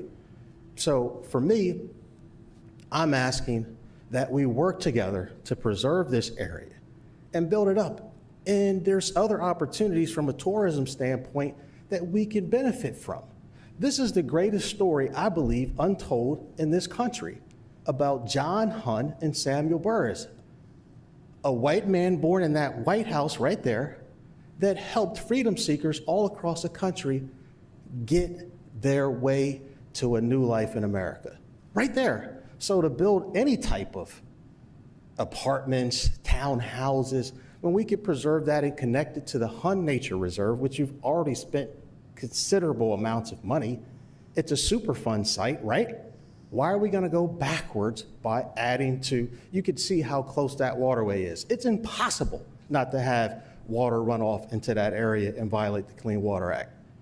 I'm telling you, let's pump the brakes, listen to the people, preserve our history, what's left of it, and show the community in the state and the country how people can work together to talk about the many positive things that happen right here in Kent County by preserving that Hun nature area and tying it into the park. Thank you. Mr. Gunn. Mr. Gunn. Mr. Hertz has a question.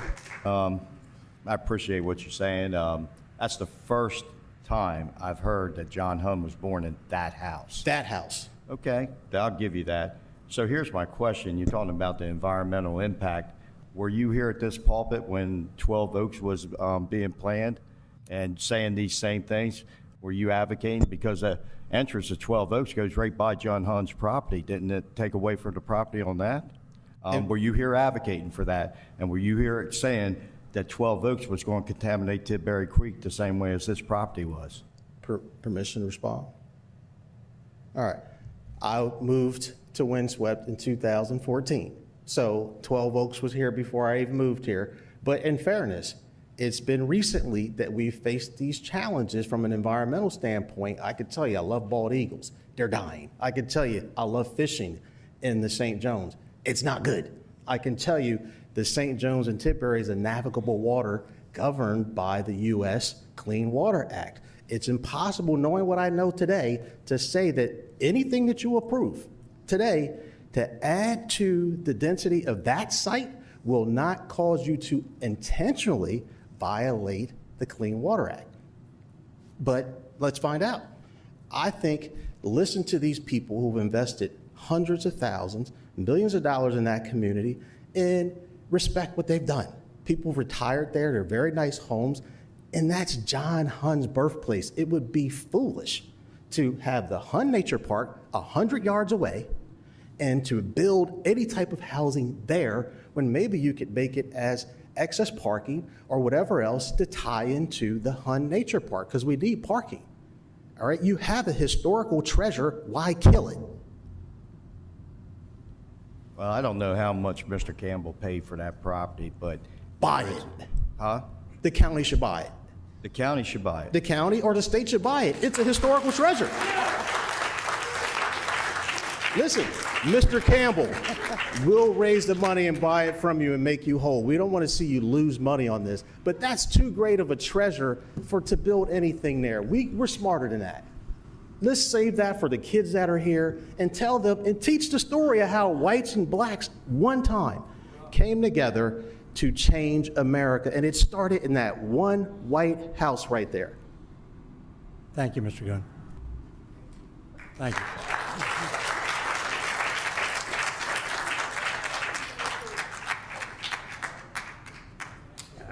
Okay, yes, sir. Please give us your name, address, and be sworn or affirmed. I am 1300 East Lebanon Road. I own the Hun home. Please give us your name, please. Sir, excuse your first name? Name. Vincent Baranko. Do you swear or affirm to tell the truth, the whole truth, and nothing but the truth? I do. Proceed. Vincent, what was your last name? Baranko. B-A-R-R-A-N-C-O.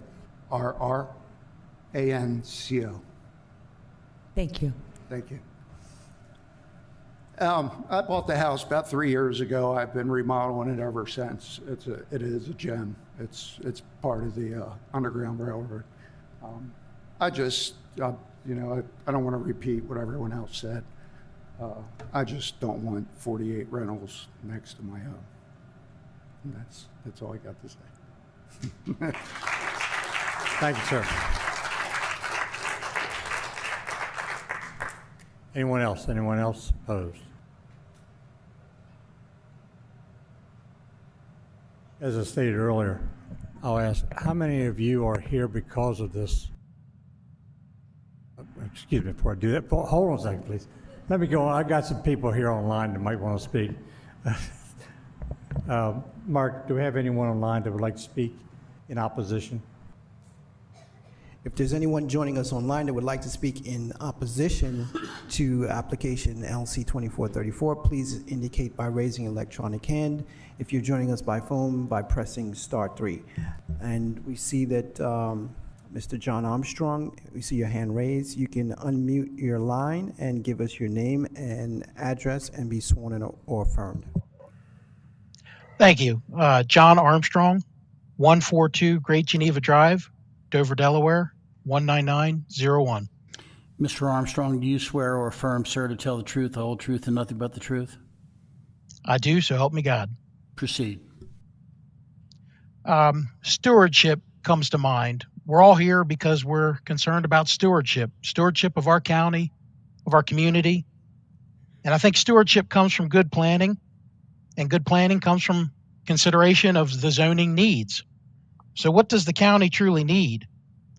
I've lived in the state for 46 years, and of my time here, I've only worked in the county for 5 of those years. I found better opportunities outside of Kent County.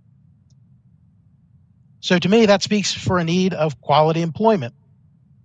And I believe a zoning of OC fosters the best opportunity for businesses to locate and employ Kent County residents or attract new talent to the area.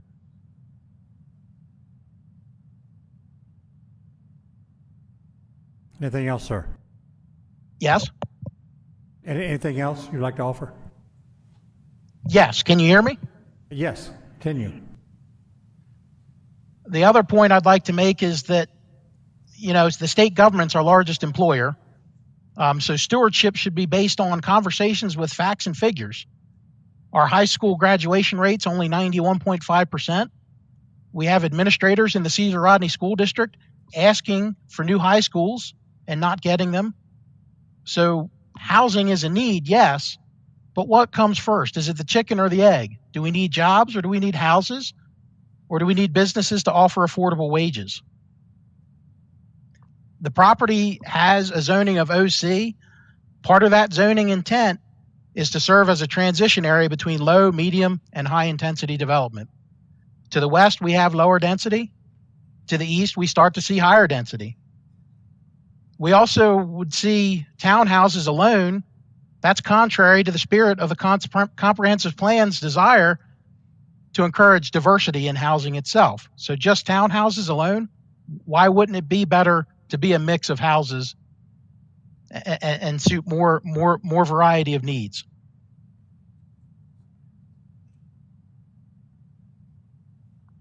So human capital, I'll close with this. Human capital is the growth engine of tomorrow's economy. But in Kent County, we're seeing low-digit growth rates in employment. I believe there are things that have to happen first before we address affordable housing.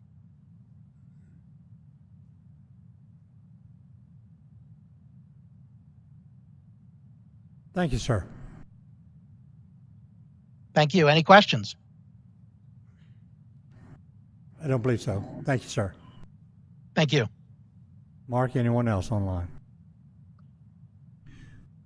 One more call for those joining us online that would like to speak in opposition to LC 2434. Please indicate by raising your electronic hand or pressing *3 if you're joining us by phone.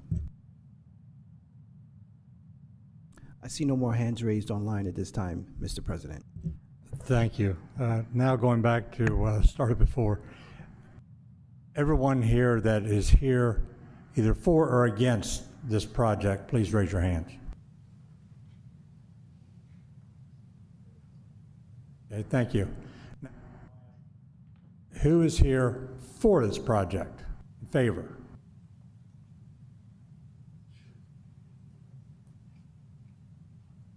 Okay, now I ask who is here in opposition to this project. Please raise your hands. Please keep them up while we count them.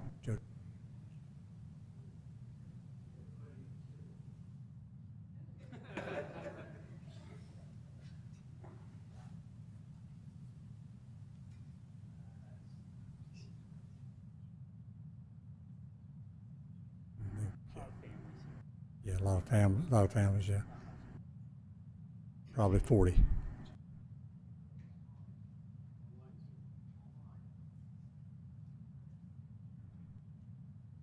Okay. Commissioner Scott has a question for Mr. Armstrong, if he's still online. Yep, Mr. Armstrong. Certainly am. Mr. Armstrong, when that last little speech that you just gave, to me, I kind of caught that you were saying to keep it OC. Absolutely. Okay. I think that serves the county better. Okay. Thank you, sir. Thank you. Okay. Anyone else in opposition before I close the public hearing? Do any commissioners have any questions of staff or anyone before I close the public hearing? Ask for a vote. If not, at this time, I'll close the public hearing. And this falls under Commissioner Sweeney. This is ordinance LC 24-34. I'll ask Commissioner Sweeney to offer a motion. Thank you, Mr. President. So, again, I want to express my thanks to everybody from the community who came out and testified. I think it's important that you engage, not only through your emails, but also to come to meetings like the public meeting for the Regional Planning Committee to express your opinions in support or in opposition to anything that we do. We like it when this many people show up to our meetings. It gives us reasons to come out. When we have a large meeting where we're discussing issues that are just as important as this, and there's nobody in the audience, it's bothersome. Rather see this many people, even if you're all opposed to something, seeing this many people come out is great.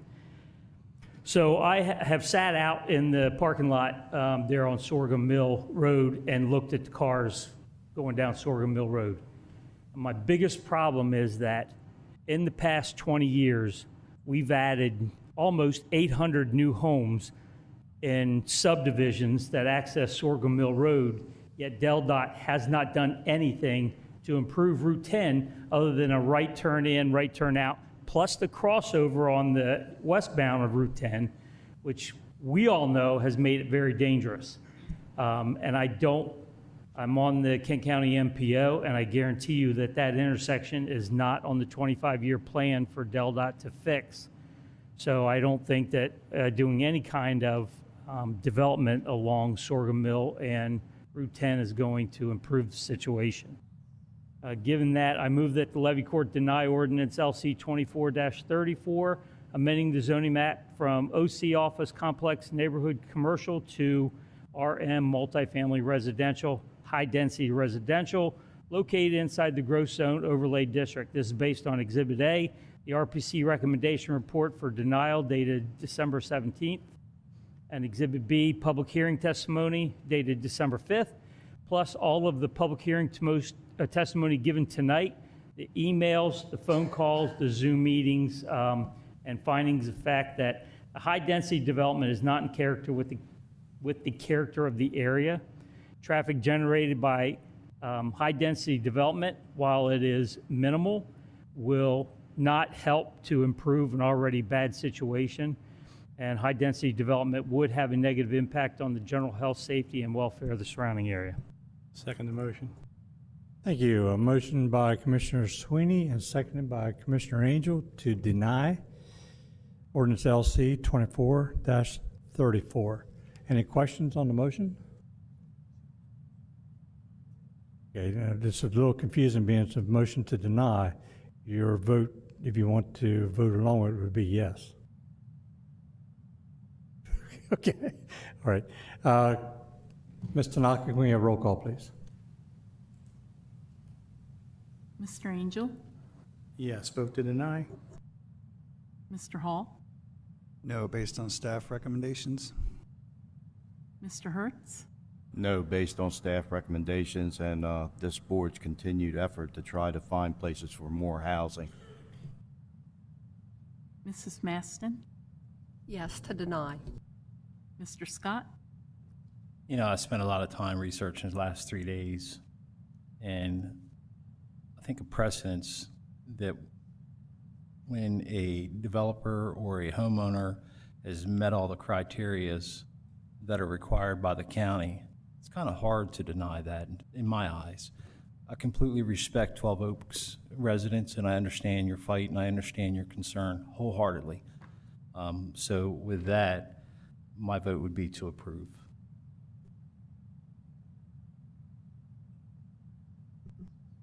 So that's a no vote to the motion. Gotcha.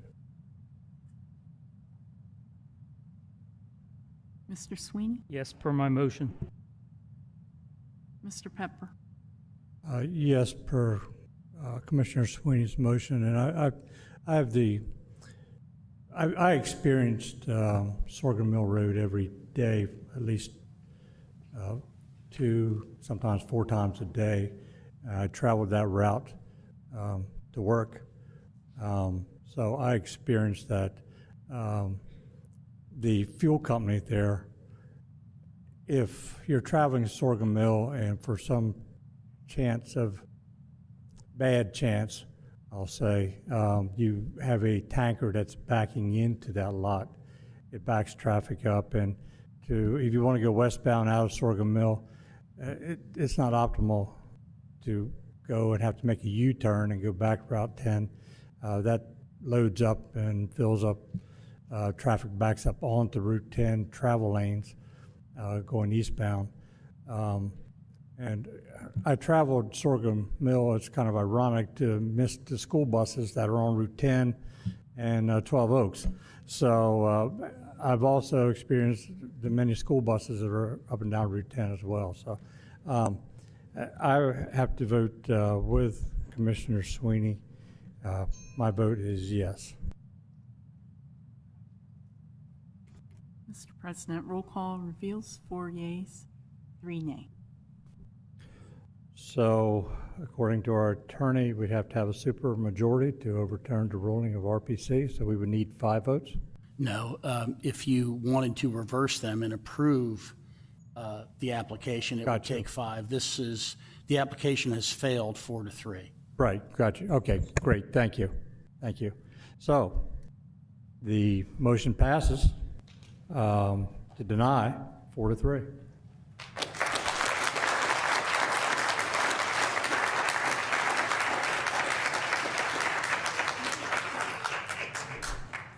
Yeah, folks, don't feel like you have to stay. It's almost 9 o'clock. You won't hurt our feelings if you stay.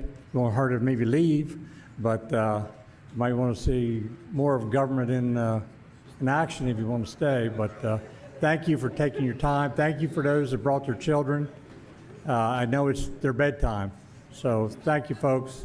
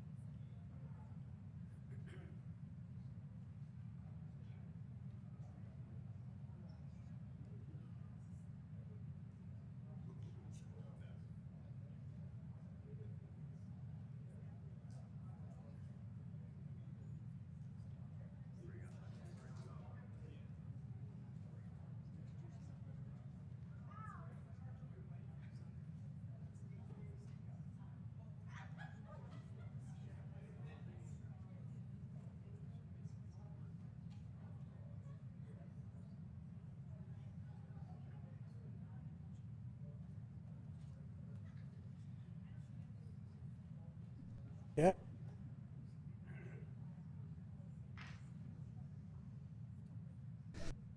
Okay, it looks like everybody's left that wants to leave.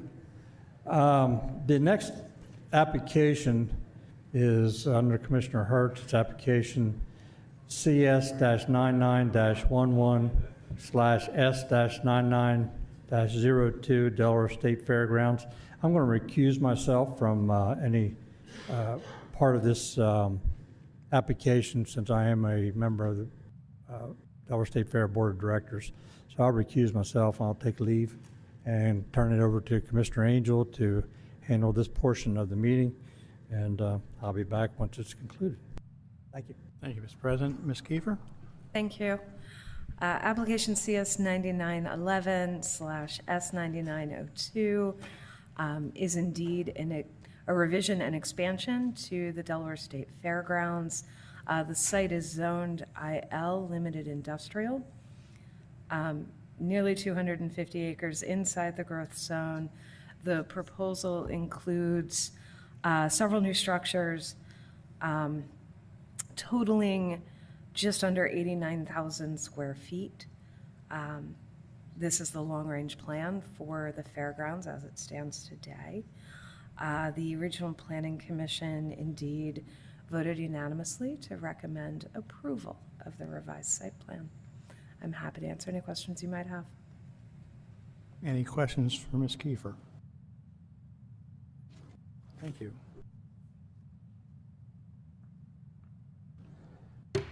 We'll open up the public hearings on CS 99-11-S99-02 Delaware State Fairgrounds. Anybody in favor? Good evening. Whoa. Okay. Danny Aguilar, General Manager, Delaware State Fair.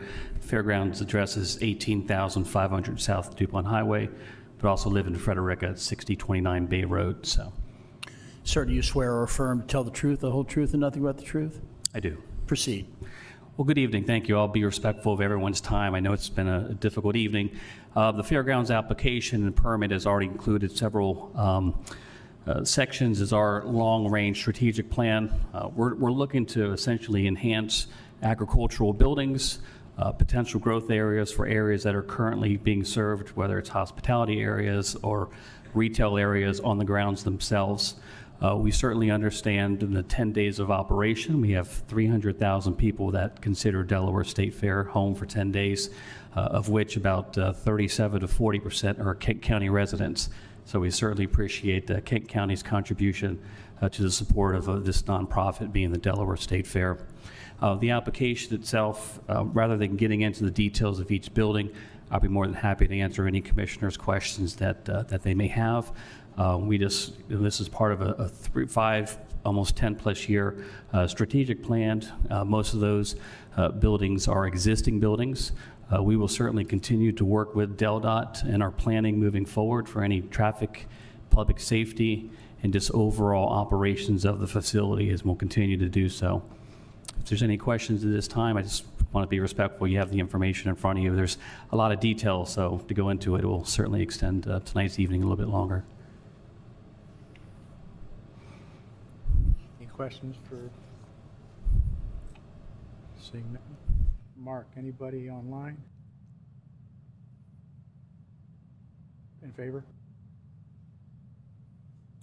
If there's anyone joining us online that would like to speak in favor of application CS 9911, please indicate by raising your electronic hand or pressing star 3 if you're joining us by phone. I see no hands raised, Mr. Vice President. Thank you. Anybody else in favor? Down, be sworn and affirmed. Anybody else in favor? Anybody in opposition? Anybody in opposition? Down to be affirmed. Mark, anybody online? If you're joining us online and you would like to speak in opposition to application CS 9911, please indicate by raising an electronic hand. Still no hands raised, Mr. Vice Chair. Thank you. Close the public hearings. Mr. Hertz, you want to make the motion, sir? I move that Levy Court grant conditional approval of application CS-99-11/S99-02, an expansion to the fairgrounds located inside the growth zone overlay district, including approval of the waiver from 187-60.A requiring frontage sidewalk. This is based on Exhibit A, RPC recommendation report dated December 17, 2024. Exhibit B, public hearing testimony dated December 5th, 2024, and public hearing testimony given tonight. Second. Motion made by Commissioner Hertz, seconded by Commissioner Maston. Any further comments? Seeing none, Ms. Tanaka, please call the roll.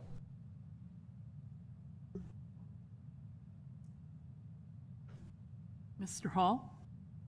Yes, per staff and RPC recommendations. Mr. Hertz? Yes, per RPC recommendations. Mrs. Maston? Yes, per RPC and staff recommendation.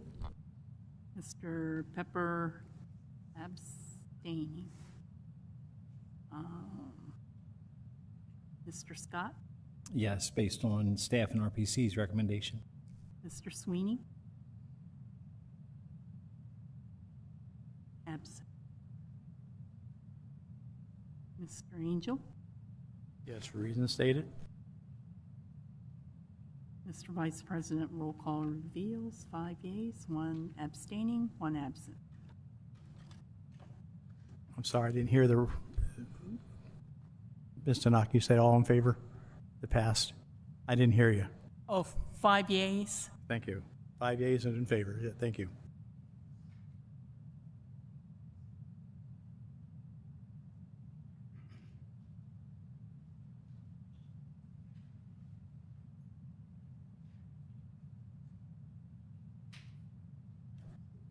Okay, the next one's under me, and I think Mr. Pepper should be coming back in. Nope. Go ahead and roll with it then.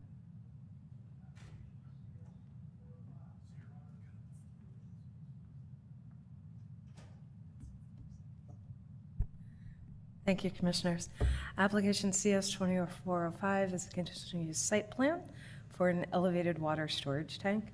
The site is zoned IL and IG. It's currently vacant.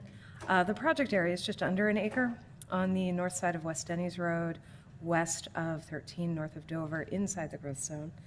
The Planning Commission did recommend unanimously to conditionally approve the application, including approval of the requested waiver from the sidewalk frontage, or frontage sidewalk rather, and pedestrian access, just given the nature of the development and its location. So again, this comes with a recommendation for approval. I'm happy to answer any questions you might have. Any questions for Ms. Kiefer? Seeing none, I'll turn it back over to the president to open them.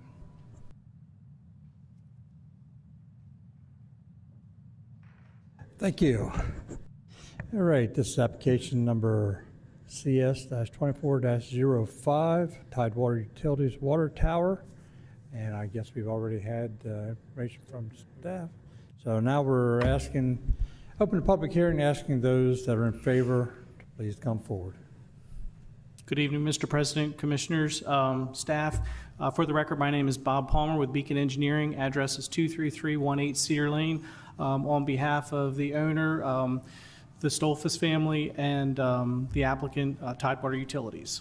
Sir, do you swear or affirm to tell the truth, the whole truth, and nothing but the truth? I do. Proceed. So I thought of joking about a 45-minute presentation, but I promise to keep it to 4 minutes or less. The first slide that I have here this evening it provides some general information about the project. When we first got involved with this project, it was a 500,000 gallon water tower, but the capacity analysis that Tidewater Utilities is doing for this district, this water tower actually warrants a 1 million gallon capacity based on existing demand and future growth projections. The height of the tower, 160 feet above grade, is simply to provide for the pressure required for firefighting and to move water efficiently about the water distribution system. And that was the subject of the height variance that we requested from the Board of Adjustment. As Ms. Kiefer said, the property is actually located in a utility easement that the Stolfus family granted to Tidewater Utilities.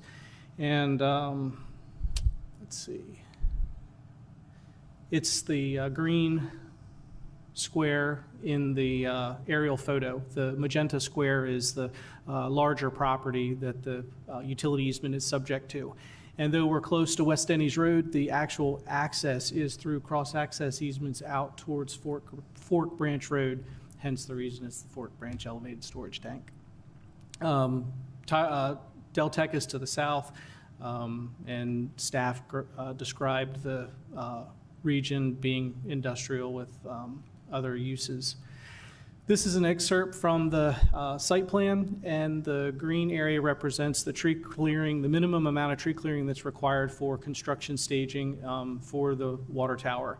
The green circles represent the trees that are required to address the tree planting requirement in the code. The dark blue circle is the actual, that's the equator of the water tower. So that's the widest part of the water tower, which is what the 160-foot setback is based upon. There's a smaller circle just inboard of that. That's actually the base bell. That's the actual footprint on the ground, which is much smaller. And I have some examples of that a little later on. The dark blue line that's heading screen right is the water line that would connect into the existing water distribution system that runs top to bottom, northerly, southerly in the light blue line. This is a cross-section of kind of what the tower will look like, a line drawing, Tidewater Utilities on-premise sign logo on the tower. We were granted a height variance of 140 feet from the sign requirements. The overall tower, 140 feet tall, and you can see the top capacity line is 143 or so feet above ground to provide the water pressure that we need to drive the system. This is a real-world example, a water tower that we helped Tidewater Utilities complete a couple of years ago in Sussex County, and albeit we're in Kent County, this is important because this is a 1 million gallon elevated storage tank, and in the foreground is the Beacon Middle School on Route 24, John J. Williams Highway. So you can see the size of the tower in relationship to the school. This is essentially what it is that we're proposing. And this tower from ground level to the very top of the tower is 150 feet, so it's in keeping with our conditional use request. Related to the sidewalk variance, there are no sidewalks on Fork Branch Road or West Denny's Road, which are both collectors. We're requesting a waiver from installing sidewalks along the property frontage as well as, and at the entrance, as well as inboard of the park, simply because we generate no pedestrians. This is not a pedestrian generator. Our operations staff would access the facility using their trucks, so there's no need or ability to walk to the site. The site will be surrounded by a security fence that will have fire department access.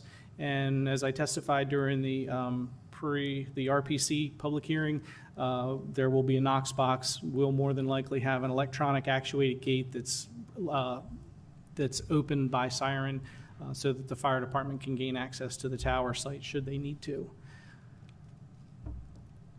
And that's all I have. Any questions by the commissioners? Thank you, sir. Yes, sir.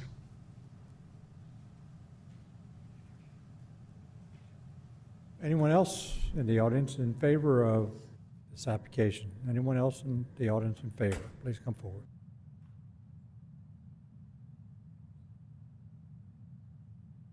Mark, anyone online? For those joining us online who would like to speak in favor of this application, please indicate by raising your electronic hand at this time. I see no hands raised, Mr. President. Thank you. At this time, we'll open the floor to anyone that may be opposed. Opposed to application CS-24-05. When opposed, please come forward.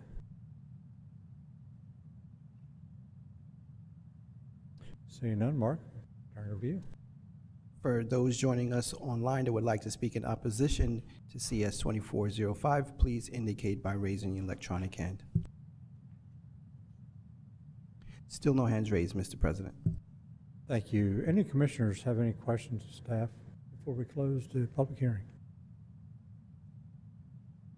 Seeing none, at this time we'll close the public hearing, and I'll turn this application over to Commissioner Angel. Thank you, Mr. President.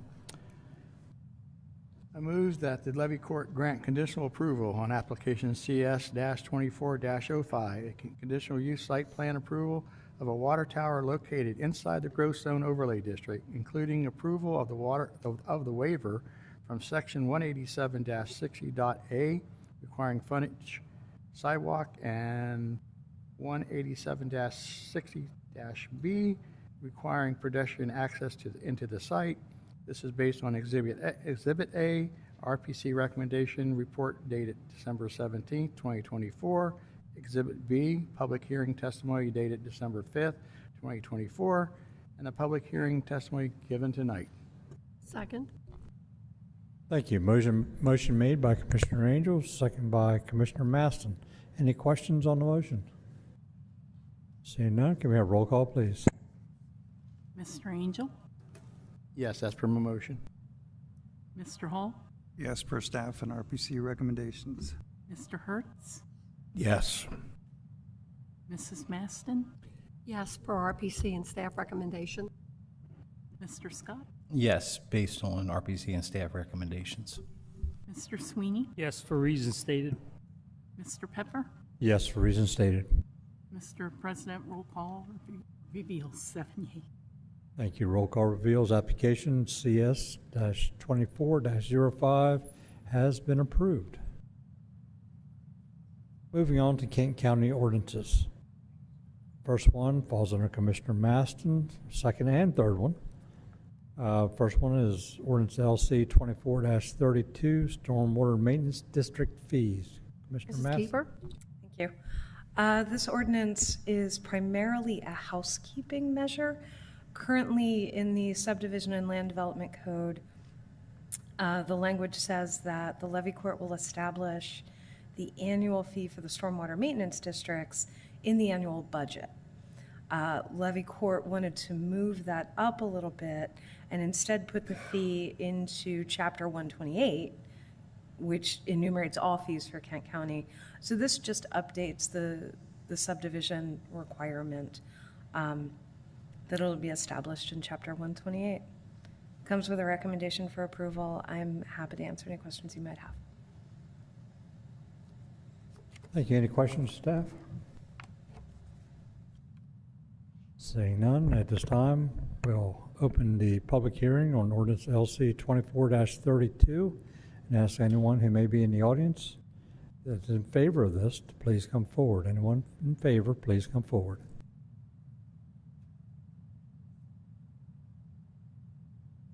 Okay, at this time, we'll ask anyone online. For our guests online, if you would like to speak in favor of ordinance LC 2432, please indicate by raising your electronic hand. No hands raised, Mr. President.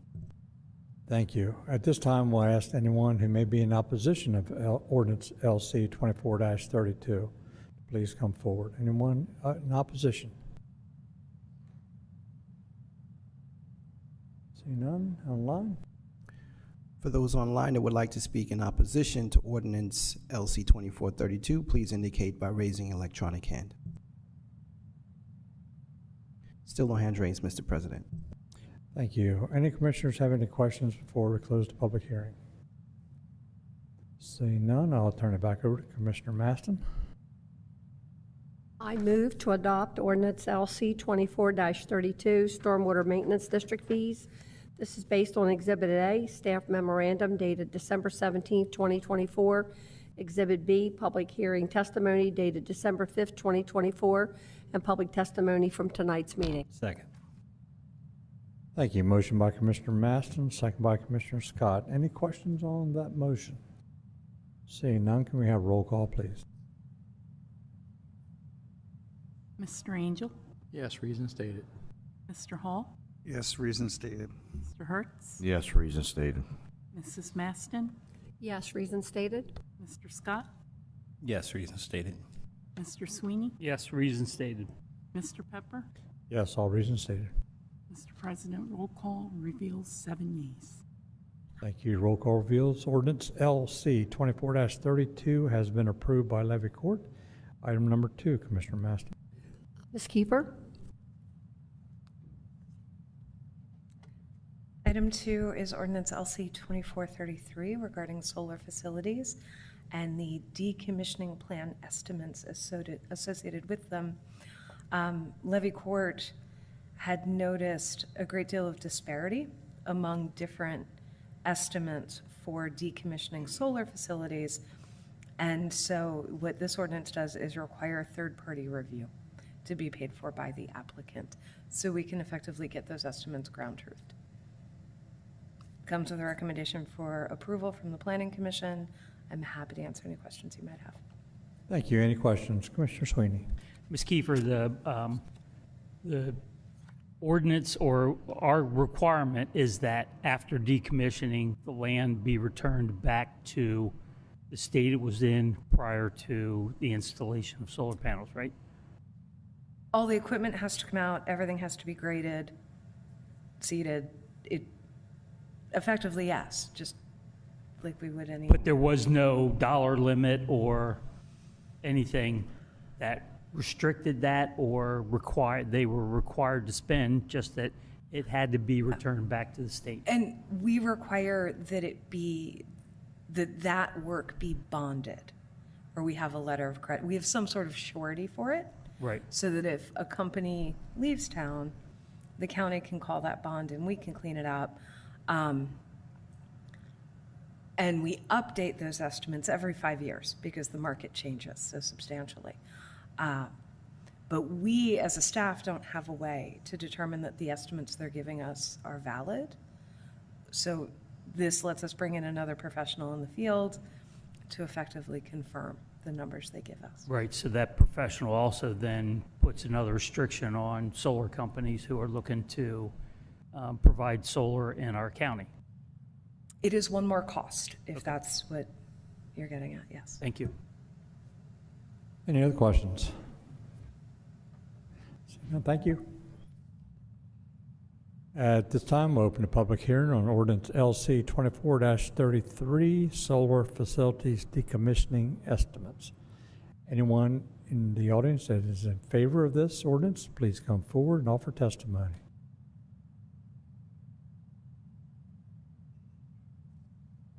Seeing none. Online, Mark?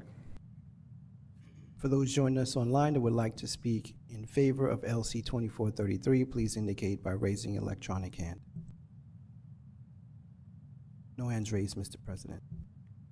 Thank you. At this time, I'll ask anyone who may be in the audience who may be opposed to ordinance LC 24-33 to please come forward. Anyone opposed, please come forward. Seeing none, Mark? Similarly, if you're online and would like to speak in opposition to ordinance LC 2433, please indicate by raising your electronic hand. Still no hands raised, Mr. President. Thank you. Any questions before we close the public hearing? Seeing none, at this time, we will close the public hearing on ordinance LC 24-33. Turn it over to Commissioner Maston. I move to adopt ordinance LC 24-33, solar facilities decommissioning estimate. This is based on Exhibit A, staff memorandum dated December 17, 2024. Exhibit B, public hearing testimony dated December 5th, 2024, and public testimony from tonight's meeting. Second motion. Thank you. Motion by Commissioner Maston, second by Commissioner Angel. Any questions on their motion? Seeing none, can we have a roll call, please? Mr. Angel? Yes, reason stated. Mr. Hall? Yes. Mr. Hertz? Yes. Mrs. Maston? Yes. Mr. Scott? Yes, reasons stated. Sweeney? No. Mr. Pepper? Yes. Mr. President, roll call reveals 6 yeas, 1 nay. Thank you. Roll call reveals ordinance LC 24-33 has been approved. The next item, ordinance LC 24-35, area and bulk regulations inside the growth zone. Ms. Kiefer? Thank you. For several months now, the Levy Court has been discussing ways to effectively make it easier to develop more affordable housing in the county. We've talked a lot about the housing shortage in the county. One of the ways to do that is to liberalize our zoning regulations. What this ordinance does is exclusively within the growth zone, reduces minimum lot sizes in the residential areas, reduces minimum lot frontage and width, permits duplexes in AC and AR zoning districts, as well as townhouses in RS1 and RMH zoning districts, eliminates impervious cover limits, reduces setbacks, and increases permitted density in the AC, AR, and RS1 zoning districts by 0.5. So in AC and AR, it would go from 3 units to acre to 3.5. And in RS1, it would go from 3.5 units per acre to 4. It's a fairly minimal increase, but it does allow more flexibility in development. The Planning Commission did consider the ordinance at their last hearing, at their last business meeting. The vote was, there was a motion to approve the ordinance, and the vote was 3 yea, 2 nay. But because we had commissioners missing, they could not achieve the requisite 4 votes for an affirmative motion. So effectively, this comes to you without a recommendation by the Planning Commission. I'm happy to answer any questions you might have. Questions? Commissioner Sweeney. Thanks, President Pepper. So, Sarah, I'm faced with seeing a couple things on that list that I very much in favor of. I've been down the road with planning on impervious cover for the last 10 years, and I like to see that in there. However, lot frontage and width and reducing setbacks means lots with larger houses closer to their neighbors, and those are things I'm not in favor of. So, 20 years ago, John Dixon had a piece of land that was in the county that was next to the towns of Camden, Wyoming. He wanted to put about 1,500 homes on those 550 acres. Couldn't get it done. We wouldn't let him. Our ordinances prevented any type of construction like that. So he annexed into the towns of Camden, Wyoming, And now the owner's putting in 1,100 homes on those 550 acres or so. So there is plenty of opportunity for developers to come in and get much higher density closer to town centers where they can get access to the infrastructure that they need without us affecting areas outside the municipalities by adding in higher density. So that's just my position. Thanks. Commissioner Scott. Yeah, Ms. Kiefer, isn't this the same thing that we just kind of went over like a month ago? The Levy Court has considered it at 2 different workshops, yes. Okay, I just wanted to make sure I was understanding it correctly. And if I could address Commissioner Sweeney, just in terms of the math, when it comes to the lot size, lot width, and setbacks, right now in AC and AR, maximum density is 3 units per acre. Nobody can achieve it. The highest I've ever seen is 2.2, and that's because the lot area limits what they can do. So we're artificially,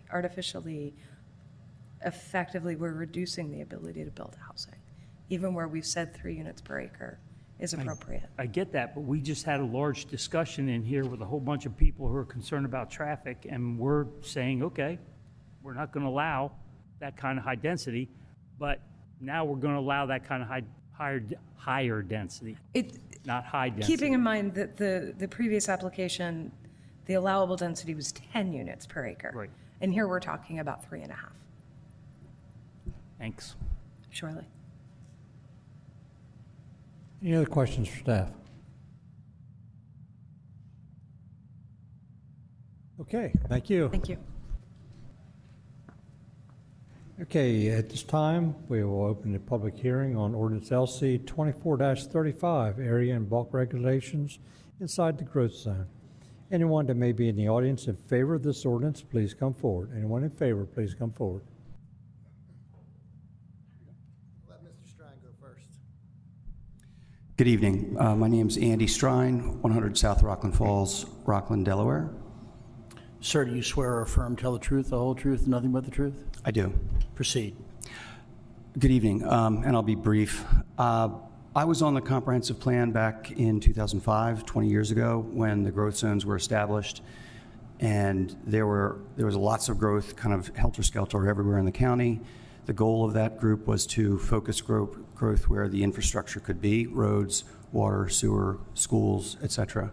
And I think it's been largely quite successful. You really can't develop outside the growth zones unless you're doing large lots, which I would say probably we don't really want to see a lot of, because you're going to chew up a lot of farm ground doing that. I don't believe, and Sarah may be able to answer it better than I, but I don't believe there's been any real significant expansion of the growth zone. So what was done 20 years ago has worked for 2 decades, which is great. It has gotten harder and harder to develop, even in the growth zone, with the additional infrastructure requirements that developers have to do. We end up improving the roads, which I guess is a good thing. It's better than it being borne on the taxpayers, although it certainly is paid for by the buyers. But if you go up and down any of the roads where a new subdivision is, the roads are wider, full shoulders, turn lanes, protected turn lanes, etc. That does cost money. And it does consume land, and it makes some smaller parcels that are surrounded by housing less likely to get developed. And probably at some point, if you've got a 50-acre farm parcel that's surrounded by houses on all sides, it probably doesn't want to be a farm. I think you've done a great job protecting the stuff where the farm should go, east of Route 1 and out in the more rural areas, but allowing some additional flexibility in the growth zone only, where you're already seeing and you already have development, makes sense. Not every community is going to have the same size lots, because some markets are going to demand a bigger lot if you're closer in. Some are going to be more appropriate to blend and mix towns or duplexes and singles. Ultimately, it all has to sell, and it has to be demanded by the consumer. But some of the limitations that were in place were harmful and frankly chewed up a lot of farm ground, even in the growth zone, consumed a lot more land that probably wasn't necessary. So for that, I don't have any projects right now in Delaware or in Kent County that this would affect, but from being on the planning commission or being on the comprehensive plan group, it makes sense. It's good planning. It focuses the growth. It focuses the ability to get affordable housing where you want it, where your roads are going, where your sewers are, close to your schools, et cetera. So I think it's a wise modification to your regulations. So happy to answer questions, but don't want to take too much time. Anybody have any questions? Thank you. Thank you. Thank you for being here. Thank you for enduring the meeting so far. I was going to try and figure how I could work in the Underground Railroad into this somehow, but I didn't think it was going to work, so I'm going to. Or the military. All right, welcome. Good evening, ladies and gentlemen. My name's Todd Stonecipher. I'm at 115 North State Street in Dover. Mr. Stonecipher, sir, do you swear or affirm tell the truth, the whole truth, and nothing but the truth? I do. Thank you. So I am here on behalf of 502 members of the Kent County Association of Realtors, and there is a shortage of housing. Housing is imperative to the well-being of any community. The Delaware State Housing Authority says there's 25,000 units short, and we have to create 2,500 units per year in order to keep up. Your planning staff is brilliant, and they are coming up with any ways that they can to help us break down barriers to creating these housing needs that we have. And so I urge you to listen to them. Economics 101 says if you have a shortage, we need to create supply, and any barrier to creating that supply is going to hurt our community. So on behalf of 502 members of our Association of Realtors, we urge you to pass this ordinance and allow us to create more supply of homes. Thank you. Thank you. Any questions? Questions from Gina?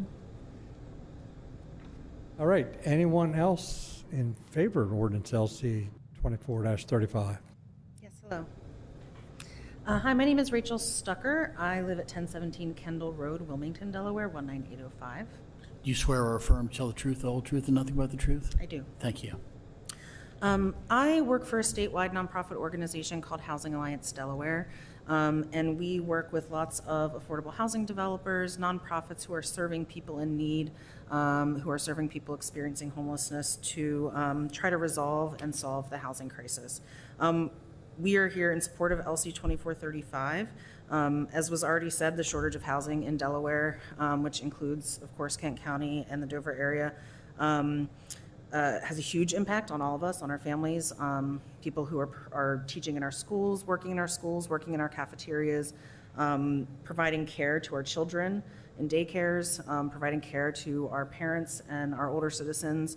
Everyone needs a place to live. Those folks need a place to live that they can afford, and the best thing we can do to try to make that happen is to produce more housing in general. The great thing about this ordinance is that it's reducing regulatory barriers so that the market can come in more easily to fill that need, especially in these growth zones, as was already talked about. This will allow for economic development. The construction and building of housing is a huge economic driver. Folks who want to live and work and raise their families in Kent County, if they want to stay here and do that, are going to need a decent place to live. And this ordinance makes it more possible for that to happen. So we're here in support. Thank you very much. Thank you. Any questions from commissioners? Thank you for coming down. Anyone else in the audience in favor of ordinance LC 24-35? Linda Parkowski, 1442 Skeeter Neck Road, Frederica. Mrs. Parkowski, do you swear or affirm to tell the truth, the whole truth, and nothing but the truth? I do. Proceed. Hello, everyone. It's been a long night. You guys are holding up pretty good. I just want to talk about the ordinance. This ordinance is about removing barriers. And by removing those barriers, we're going to be able to create jobs. In economic development, we need workforce housing. It's imperative. A couple of our last large employers their workers that are making $60,000, $80,000, $85,000 could not find housing in the local area. This ordinance would help with that. We need anything in our toolbox that's going to help create the density, which will fuel supply and demand, and then hopefully we will be able to offer other options. Townhouses, duplexes are in demand. You know, everybody talks about we need to keep our young people here. Well, we need to keep them here and not in their parents' basement. We need to give them options for places that they can live. And we need new stock. A lot of our stock in the area is very, very, very old. This is in the growth zone, as like Andy was talking about, the growth zone has worked. Kent County needs to be really proud that they put together this growth zone and it has worked. So why not tweak it 20 years later and allow greater density? Let Kent County be a leader, just as Todd was talking about. Let us take the first step, take the initiative, and create this density and some of these tweaks, and approve this ordinance. So, thank you. Happy to answer any questions. Thank you. Any questions? And I just want to confirm something here. So with this ordinance, it would help the county not only progress forward in a positive motion, in a positive way, but it also will help offset a deficit that we are definitely facing, because I think Todd stated it, and I think the young lady from Delaware Housing stated it, and as well as Mr. Strine stated. I mean, maybe I'm the only one that heard it, but we're short on houses. Absolutely. Absolutely. We hear it all the time. And this would help. This is like just another tweak, another tool in the toolbox. We needed you about an hour ago, because here we're, 'cause Sorry. this is really Sorry. ironic. I was watching it on TV, sorry. It's really ironic that we're talking about this, how short we are on houses. We are. And we just turned down 40 houses that would have helped. Happy to answer any questions. Any questions? Any other questions? Thank you. Thank you. All right. Anyone else? Anyone else in favor? Anyone else in favor of this ordinance, LC 24-35? If not, then anyone opposed? Or excuse me, Mark, anyone online? So for those who are joining us online, if you'd like to speak in favor of LC 24-35, please indicate by raising electronic hand. Mr. Ryman, I see your hand raised. If you would give us your name and address and be sworn or affirmed. Sure. Mike Ryman, 309 South Governors Avenue, Dover, Delaware. For the record, Mr. Pepper, I did endure the public hearing earlier this evening, but I had to leave to pick up my daughter from volleyball. But I noticed you were lightweight and left early. Mr. Ryman, do you swear or affirm, sir, to tell the truth, the whole truth, and nothing but the truth? I do. I appreciate the opportunity to speak this evening. I'm here on behalf of the Home Builders Association of Delaware to speak in support of this ordinance. And I want to applaud the county for really being a leader in addressing this issue. The housing crisis that we're talking about, it is serious and it is real. The issue of affordability has an impact on everyone. It does have an impact on employers. There is a direct connection. You heard a little bit of that from Linda a moment ago about the impact, but I have a real story of our company. We had a young engineer. She was out of school a couple years and we lost her. She had to leave and move back home with her parents, which was, far from Kent County in Western Maryland. And we lost her, a young professional engineer, because she could not afford to live and she needed to save money for housing. This is something that is happening all over the country. And as an employer, it's unfortunate when you lose folks like that, that we would love to have here in our county. There is a huge impact that housing has on the overall economy. Yes, affordability is an issue and we need to address it, but housing is an integral part of our economy in Delaware. The Home Builders Association a couple years ago commissioned a study to look at what those economic impacts are. And the impact is about $1.6 billion in Delaware, about 22,000 jobs, about $360 million in taxes to the state. And I would challenge anybody to, leave the Levy Court tonight or leave the county building and drive down the highway. I don't think you would get very far without driving by a small business that in some way is tied to home building, construction, et cetera. But the question is, how did we get here? And it's really a supply and demand issue. And I think Todd had mentioned that earlier. I'll give you some numbers to kind of highlight that point. In 1990, the United States built about 1 million homes per year, single family starts in 1990. That got to about 1.8 million homes per year in 2008. Of course, then we had the financial crisis and the housing crash and collapse. And we just got back. We've been climbing back, and we just crossed over 1 million homes per year in the United States in 2020. So 30 years later, and we're simply building the same rate of homes that we built 30 years ago. And that we are just millions and millions of units behind in the country. And that is part of the reason that we have this issue. The second part of the reason is simple. It's an inflation in the entire supply chain that is driving up costs across the board.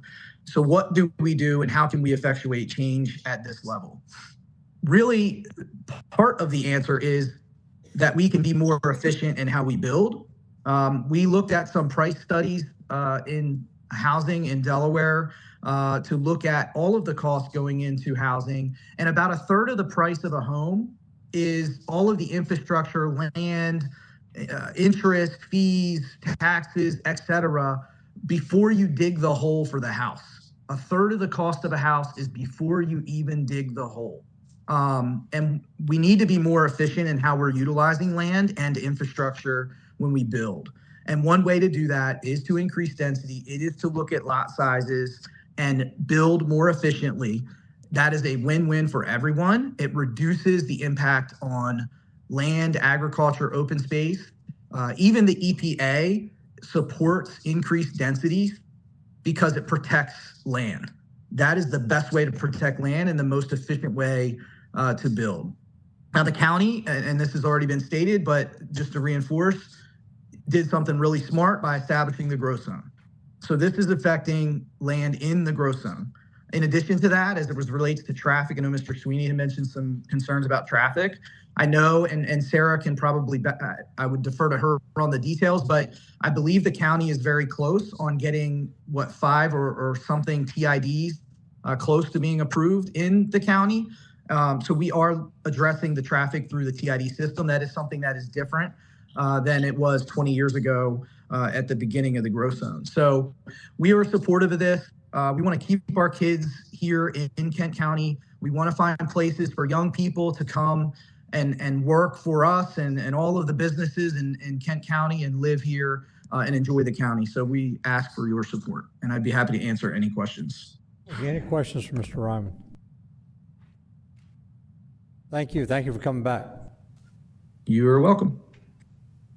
All right. Anyone else online in favor? Mrs. Gray, I see you have your hand raised. If you can unmute your line and state your name and address and be sworn or affirmed.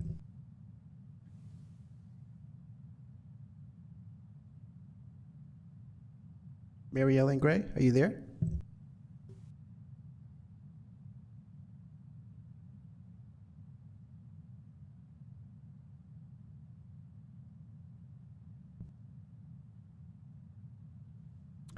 Mrs. Gray, are you there?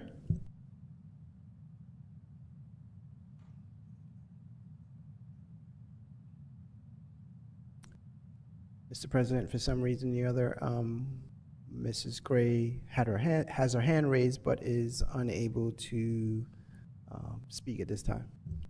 Okay, do you have anyone else?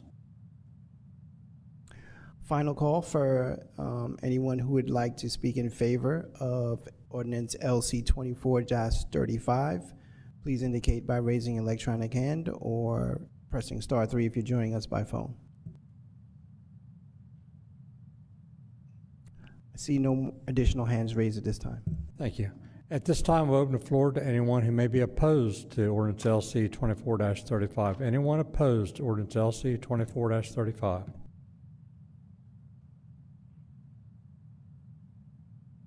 Anyone online opposed? For those who are joining us online, if you'd like to speak in opposition to LC 24-35, please indicate by raising your electronic hand. Mr. Armstrong, I see your hand raised. Please state your name and address. John Armstrong, 142 Great Geneva Drive, Dover, Delaware, 19901. Sir, I swore you in earlier, so proceed. All right. I think I appreciate everyone here tonight. Appreciate the work that's gone into, again, like I said, stewardship of the county. But sometimes we have to say no to send a message. I think we have to say no to this measure because we don't have appropriate infrastructure. And unfortunately, that funding and planning is beyond the control of the county administration. I think we have to say no, we can't help with affordable housing because that infrastructure is not in place. We have to say no because our employers can't or won't offer living wages. Market forces are placing headwinds against residential growth. There's interest rates, schools are struggling, public services, roads. I'm not opposed to the growth. I want the growth to be sustainable, and I want the growth to bring jobs. But I'm not certain that the jobs lead or lag the housing. How many houses have been built during multiple years of single-digit job growth in Kent County? I think that's a very pertinent question that should be answered. Thank you. Thank you, Mr. Armstrong. Any commissioners have any questions for Mr. Armstrong? No, thank you, sir. Thank you. I apologize for not being there in person as I'm working in Linden, Utah. Well, thank you for staying with us. Mark, any able to get up with Mary Ellen Gray? Yes, Mrs. Gray did send a chat that she said that she's having difficulty unmuting her line. I sent a request in. The only other way to do that would be to probably ask her to sign out of WebEx and maybe sign back in, but that may take some time. Okay. So I can do whatever you would want me to do at this time. We can request of her. Anyone else opposed? Anyone else opposed to ordinance LC 24-35?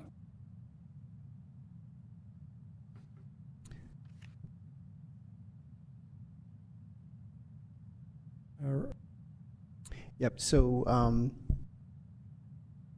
I don't see any additional hands raised at this time. Mrs. Gray, if you would like to try to sign out of the WebEx and perhaps try signing back in, maybe that will allow you to unmute your line.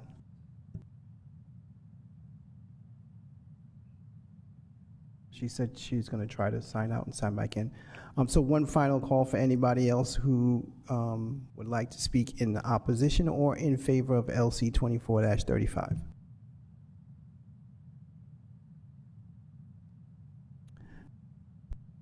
No hands raised, Mr. President.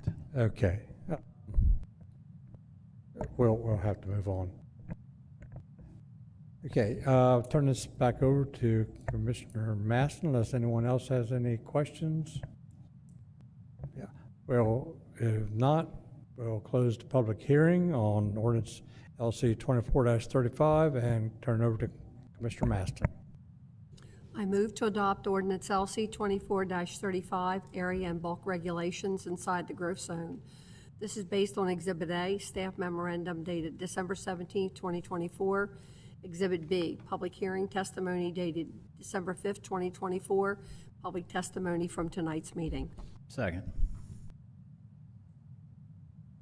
Thank you. Motion by Commissioner Maston, second by Commissioner Scott to approve ordinance LC 24-35. Any questions on the motion? Seeing none, can we have roll call, please? Mr. Angel? Yes, reasons stated by Commissioner Maston, and I want to thank all the realtors for not bringing in the military into this. Thank you. Mr. Hall? Yes. Mr. Hertz? Yeah. Yes. Mrs. Maston? Yes. Mr. Scott? Yes, based on staff recommendation, the testimony that was here tonight, and hopefully the county can play a part in setting the narrative moving forward. Mr. Sweeney? No. Mr. Pepper? Yes. Mr. President, roll call reveals 6 yeas, 1 nay. Thank you. Roll call reveals ordinance LC 24-35 has been approved by Levy Court. Public hearings continued. Resolution to extend Kent County Stormwater Maintenance District, Massey's Mill. Commissioner Masson, this one's yours also. Mrs. Kiefer? Thank you. Resolution 4080 is one to add Massey's Mill into the County Stormwater Maintenance District. Majority of the lot owners have signed the petition in the affirmative. Those signatures were verified by our staff. All necessary repairs have been completed. Operation and maintenance plan has been finalized. Given the late date of the addition, billing will commence with this subdivision in the August 2025 tax bill at a rate adopted by the Levy Court. It meets all of the requirements for joining the maintenance district. Staff recommends approval. I'm happy to answer any questions you might have. Thank you. Any questions for Ms. Kiefer on Resolution 4080? If not, thank you. Okay, at this time, we'll open the public hearing on Resolution 4080 and ask anyone who is here in favor of this resolution to please come forward. Thank you for hanging around. You've had a long night. Yeah, it's fine. I'm Barbara Alsop, 266 Hard Rock Drive, Smyrna, Delaware, 19977, Massey's Mill Development. Do you swear or affirm to tell the truth, the whole truth, and nothing but the truth? Yes, so Thank help you. me God. Spell your ALL, S as in Sam, O, P as in Paul, P as in Paul. Thank you. I am vice president, and we have the president and the secretary of our Massey's Mill Homeowners Association. And just here to say that we are in favor. We are standing here representing our community who is all for it for the various reasons of maintaining our stormwater. And they see the great benefit of it, and they thank you for offering this because otherwise it would be quite costly. So that's all I have to say, unless they have something to say. You have something to say? So we're excited about it, and I was in another development prior to this, and you approved it there, and they were real happy about it. So anyway, thank you for listening. Thank you. Any questions from Ms. Alsop? Not, thank you. Okay. Anyone else in favor? Anyone else in favor? Mark, anyone online? If there's anyone joining us online that would like to speak in favor of Resolution 4080, please indicate by raising your electronic hand at this time. See no hands raised, Mr. President. Thank you. At this time, anyone opposed? Anyone opposed to Resolution 4080, please come forward. Anyone opposed? Have any opposition online? If there's anyone joining us online that would like to speak in opposition to Resolution 4080, please indicate by raising an electronic hand. Still no hands raised, Mr. President. Thank you. Any commissioner comments or questions before I close the public hearing? Seeing none, at this time we'll close the public hearing on Resolution 4080. I'll ask Commissioner Maston for a motion. Finding that the proposed stormwater maintenance district expansion is adequate and appropriate, that all of the property owners within the district are benefiting directly or indirectly thereby, and that it is in the public interest to extend the stormwater maintenance district in the manner proposed, I move to approve Resolution 4080, creating the Massey's Mill Stormwater Maintenance District. Second motion. Thank you. Motion by Commissioner Masson, second by Commissioner Angel to approve Resolution 4080. Any questions on the motion? Seeing none, can we have a roll call, please? Mr. Angel? Yes, reasons stated. Mr. Hall? Yes. Mr. Hertz? Absent. Mrs. Maston? Yes. Mr. Scott? Yes. Mr. Sweeney? Yes. Mr. Pepper? Yes, it's a great program that'll save the homeowners a lot of money in the future.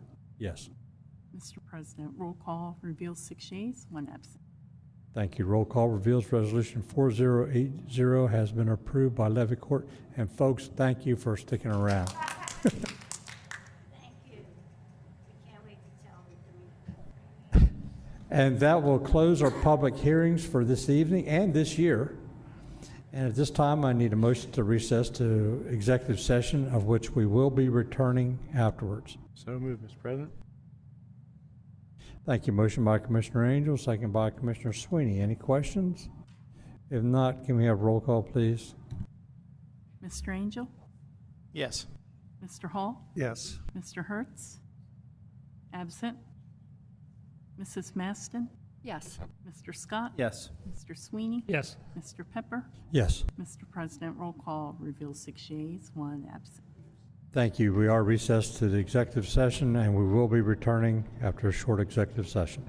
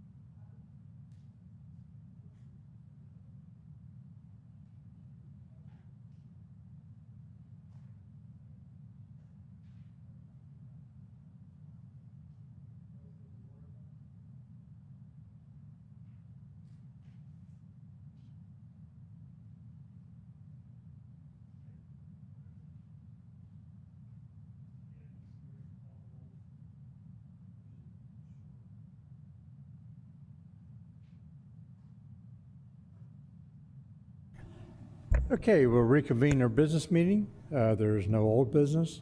New business. Commissioner Angel, you have 2 items there. Thank you, Mr. President. I move to approve agreement as to employment matter EM-01. Second. Thank you. Motion by Commissioner Angel, second by Commissioner Masson to approve. Any questions on the motion? Seeing none, can we have roll call, please? Commissioner Angel? Yes. Commissioner Hall? Yes. Commissioner Hertz absent. Commissioner Maston? Yes. Commissioner Scott? Yes. Commissioner Sweeney? Yes. Commissioner Pepper? Yes. 6 yes votes, 1 absent. Thank you. Roll call reveals motion passed. Item number 2. I make a motion to authorize the Levy Court President Terry Pepper to sign a memorandum of agreement with the City of Dover for economic development purposes. Second. Thank you. Motion by Commissioner Angel to approve, second by Commissioner Maston. Any questions on the motion? Seeing none, can we have roll call, please? Mr. Angel? Yes. Mr. Hall? Yes. Mr. Hertz? Absent. Mrs. Maston? Yes. Mr. Scott? Yes. Mr. Sweeney? Yes. Mr. Pepper? Yes. Mr. President, roll call reveals 6 yeas, 1 absent. Thank you. Roll call reveals the motion passed. This is an action item from our previous workshop. Commissioner Angel? Thank you, Mr. President. Any questions on this item?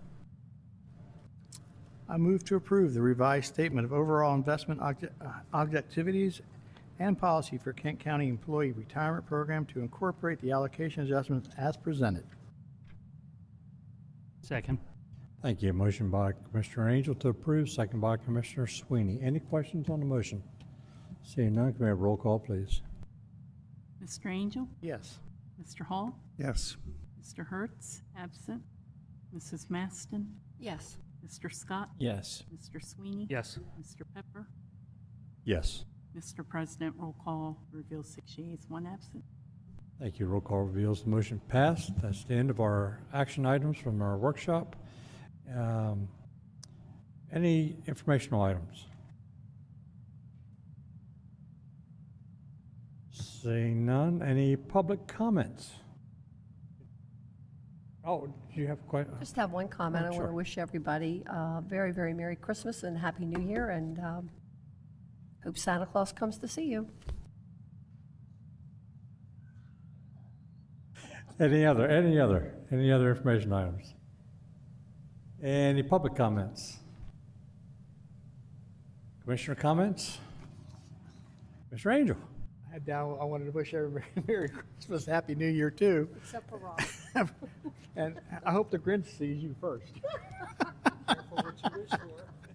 And also, I just wanted to say, my granddaughter got an invitation for international basketball at age 14 for a traveling league for Argentina, Spain, and Italy. I had no idea. She's been being watched by the pros, and I just want to bring that in. I'm trying to get her back to Delaware, though. She lives right across the line, but I'm trying to get her back here. So I just want to say how proud our family is to have that. Thank you. Any other commissioner comments? I'm sure some of you know, some of you probably don't know, they had a tragedy involving the deceased Rodney family today. One of the, I believe, a senior committed suicide on